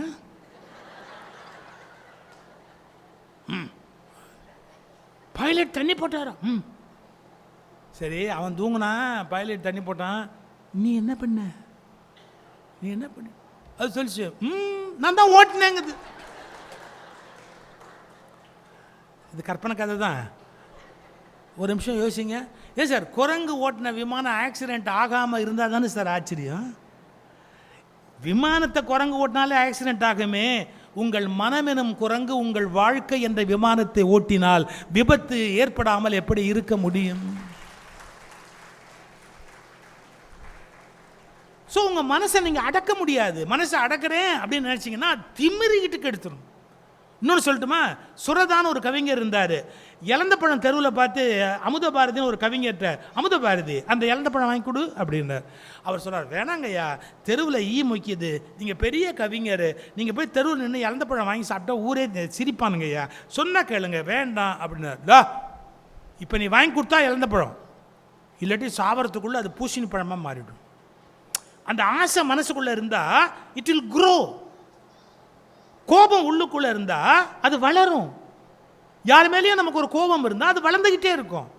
யார் மேலேயோ வன்மம் இருந்தால் வளர்ந்துக்கிட்டே இருக்கும், யார் மேலேயோ காமம் இருந்தால் வளர்ந்துக்கிட்டே இருக்கும். அப்போ அதுலேருந்து எப்படி வெளியே வர்றது? அப்போ எனக்குள்ளே என்ன எண்ணம் தோணுது, ஏன் தோணுது, அதை எப்படி வெளியே தள்ளுறது அப்படிங்கிற ஒரு டெக்னிக் நான் கற்றுக்கணும். அப்படின்னா என் மனதை நான் பார்ப்பதற்கு கற்றுக்கொள்ள வேண்டும். என் மனதில் இருக்கிற எண்ணங்களை நான் சாட்சியாக இருந்து பார்ப்பதற்கு படிக்க வேண்டும், புரிந்து கொள்ள வேண்டும். இதை பௌத்தத்தில் ரொம்ப அழகாக கற்றுக் கொடுத்தாங்க. ஆரம்பத்தில் இதை ரொம்ப நல்லா சொல்லிக் கொடுத்த சமயம் எதுனா பௌத்தம். ஆனால் பின்னால் பௌத்தமும் வீணாக போச்சு. இப்போ இலங்கையில் போய் பௌத்த பிட்சுக்களை பார்த்தா நாம் ஒன்றும் அவ்வளோ சந்தோஷப்பட முடியாது. எல்லா சராசரியான கோபதாபங்கள் அவங்களுக்கும் இருக்குது. நான் எதுக்கு சொல்ல வரேன், எல்லாருமே மேலே போவாங்க, தொப்புன்னு கீழே போயிடுவாங்க. அதனால் பயஸ்டாக உன்னை பிடிச்சிக்கிட்டு தொங்காதீங்க, ஓப்பன் மைண்டடாக இருங்க. மகரிஷியோட கிளாஸில் என்ன சொல்லிக் கொடுக்குறாங்க அப்படிங்கிறத நல்லா கவனிங்க, நீங்கள் அப்ளை பண்ணுங்கள். நீங்கள் எனக்கு தெரிஞ்சு மகரிஷிகிட்ட டிஸ்கஸ் பண்ணும்போது எதிர்த்து பேசுனா ஹீ வில் பி ஹாப்பி, தெரியுமா? அப்படி ஒரு சமய குரு நீங்கள் பார்த்துருக்கீங்களா? யாராவது காலில் விழப்போனா, ஏன்பா விழற, நீயும் மனுஷன் நானும் மனுஷன், எதுக்கு காலில் விழற, வேண்டாம்ப்பா அப்படிம்பார். இப்படி ஒரு சமய குருவை நீங்கள் பார்த்துருக்கீங்களா? அப்படி ஒரு ஒரு ஒரு இயல்பு, தன்னடக்கமான ஒரு இயல்பு. தன்னை கும்பிடணும், தான் படத்துக்கு பூஜை பண்ணணும், தனக்கு காலில் விழணும், அது மாதிரி எதிர்பார்ப்பே அவருக்கு கிடையாது. நீ மனுஷன் நானும் மனுஷன், எதுக்கு என் காலில் விழறன்னு, நீ கடவுள் நானும் கடவுள்ப்பா, எதுக்குப்பா நீ இப்படி விழற, வேண்டாம் அப்படிம்பார். ஸோ ஒரு வித்தியாசமான இந்த நூற்றாண்டு செய்த தவம், இந்த நூற்றாண்டு செய்த தவம். நான் சொன்ன அந்த மரபில் அப்படியே வாழையடி வாழையாக வந்த ஞானிகளில் இந்த நூற்றாண்டு மக்கள் இப்போ நமக்கு டென்ஷன், ஸ்ட்ரெஸ்ஸு, கோபம், தாபம் எல்லாம் இருக்குது. இப்போது மகரிஷி நமக்கு பயன்படுவது போல் வேறு யாரும் உங்களுக்கு பயன்பட முடியாது, இதுதான் உண்மை. இப்போது மகரிஷியின் வேதாத்ரியம் உங்களுக்கு பயன்படுவது போல் வேறு எப்போதும் பயன்பட முடியாது. ஏன்னா we are full of stress. நமக்கு நிறைய கோபம், வருத்தங்கள் இருக்குது. பொது வாழ்க்கையில் நேர்மை பல பேர்கிட்ட இல்லை, தனி வாழ்க்கையில் ஒரு எல்லை இல்லை, ஒரு ஆசைக்கு ஒரு எல்லை இல்லை. இந்த காலகட்டத்தில் உறவுகளை பேண வேண்டியிருக்கு. மகன், மருமகள், கணவன், மனைவி, நண்பன், பக்கத்து வீட்டுக்காரர், எல்லாத்தையும் உறவுகளை பேண வேண்டியிருக்கு. அப்போ நம்ம மனசை அலப்பாயாமல் அப்படி அமைதியாக கொண்டு போகிறதுக்கு மனவளக்கலை, நம்முடைய குண்டலினியை கொண்டு மேலே ஏற்றுறதுக்கு சிம்பிளிஃபைடு குண்டலினி யோகா, உங்கள் மனசை ஆராய்ச்சி செய்கிறதுக்கு அகத்தாய்வு, அப்புறம் ஒவ்வொரு முத்திரைகளும் கற்றுக் கொடுப்பாங்க, அஸ்வினி முத்திரைலாம் கற்றுக் கொடுப்பாங்க. அது ஒவ்வொன்றும் உடம்பில் ஒவ்வொரு விதமான மாற்றங்களை ஏற்படுத்தக்கூடிய வலிமையுடையது. ஒன்றும் இல்லை, நம்ம பல சீக்ரெட்ஸை இழந்துட்டோம். கன்னியாகுமரியில் போய் பார்த்தீங்கன்னா கன்னியாகுமரி அம்மன் எப்படி நிற்கிறா, இந்த கை இப்படி, இந்த கை இப்படி, என்னன்னு யாராவது யோசிச்சோமா? அவள் குமரி, வாலை வாலை வாலை பாலா, ஸ்ரீவித்யில் பாருங்கள், கன்னியாகுமரி அம்மன் இப்படி நிற்பா, இந்த கை ரெண்டும் இப்படி இருக்கும். இதுதான் கன்னியாகுமரி அம்மனுடைய போஸு. பல பேருக்கு தெரியாது. இது பிராணன் மேல் நோக்கியது, அப்பானன் கீழ் நோக்கியது. பிராண அப்பானத்தை சமானமாக ஆக்கிட்டா your youth will be maintained. ஒரு யூத்தை நீங்கள் மெயின்டைன் பண்ணணும் உடம்பில் அப்படின்னா, பிராணன் கூடினாலும் கஷ்டம், அப்பானன் கூடினாலும் நோயாக போயிடும். அப்பானனையும் பிராணனையும் சமப்படுத்துவதற்கான முத்திரை இந்த முத்திரை. இதெல்லாம் நம்ம யார்ட்டையாவது போனால் தானே கற்றுக்க முடியும், நமக்கு சொல்லிக் கொடுக்கறதுக்கு முத்ராஸ் தெரிஞ்சுக்கணுமா இல்லையா? அது யூத்தை மெயின்டைன் பண்ணணும். உங்களுக்குள்ளே இருக்கிற வாலை நோய் எதிர்ப்பு சக்தியை கூட்டும். இது மாதிரி எல்லாம் லேர்ன் பண்ணுறதுக்கான கிளாஸ். அறிவித்திருக்கோயில் முழுக்க நீங்கள் போய் பாருங்கள். அறிவித்திருக்கோயிலில் பூஜை, தேங்காய் உடைக்கிறது, பழம் உடைக்கிறது எதுவுமே கிடையாது. என்ன அது? அறிவு அறிவு அறிவு, லேர்னிங் லேர்னிங் லேர்னிங். ஸோ இந்த நூற்றாண்டுக்கு தேவையான யுக புருஷர் அருட்தந்தை வேதாத்ரி மகரிஷி. அவர் பிறந்த நாளில் நாம் அவரை நினைத்து அவரது லட்சியங்களை புரிந்து கொண்டு நமது வாழ்வை செழுமைப்படுத்துவோம். இதற்கு முயற்சி செய்யும் திருவான்மையூர் மனவளக்கலை மன்றத்தையும், அதற்கு என்னை இணைத்து அழைத்த நண்பர்கள், கிருபானந்தம் போன்ற வேறு வருகை தந்த நண்பர்கள் அத்துணை பேருக்கும் என்னுடைய நன்றி. மன்ற அன்பர்களுக்கு நன்றி. ஆழியாரிலே இதை பெருமையாக நடத்தி கொண்டிருக்கிற அத்துணை பெரியோர்களுக்கும் என்னுடைய வாழ்த்து. அருட்தந்தையின் பிறந்த நாளை அறிவுபூர்வமான நாளாக கொண்டாடுவோம்.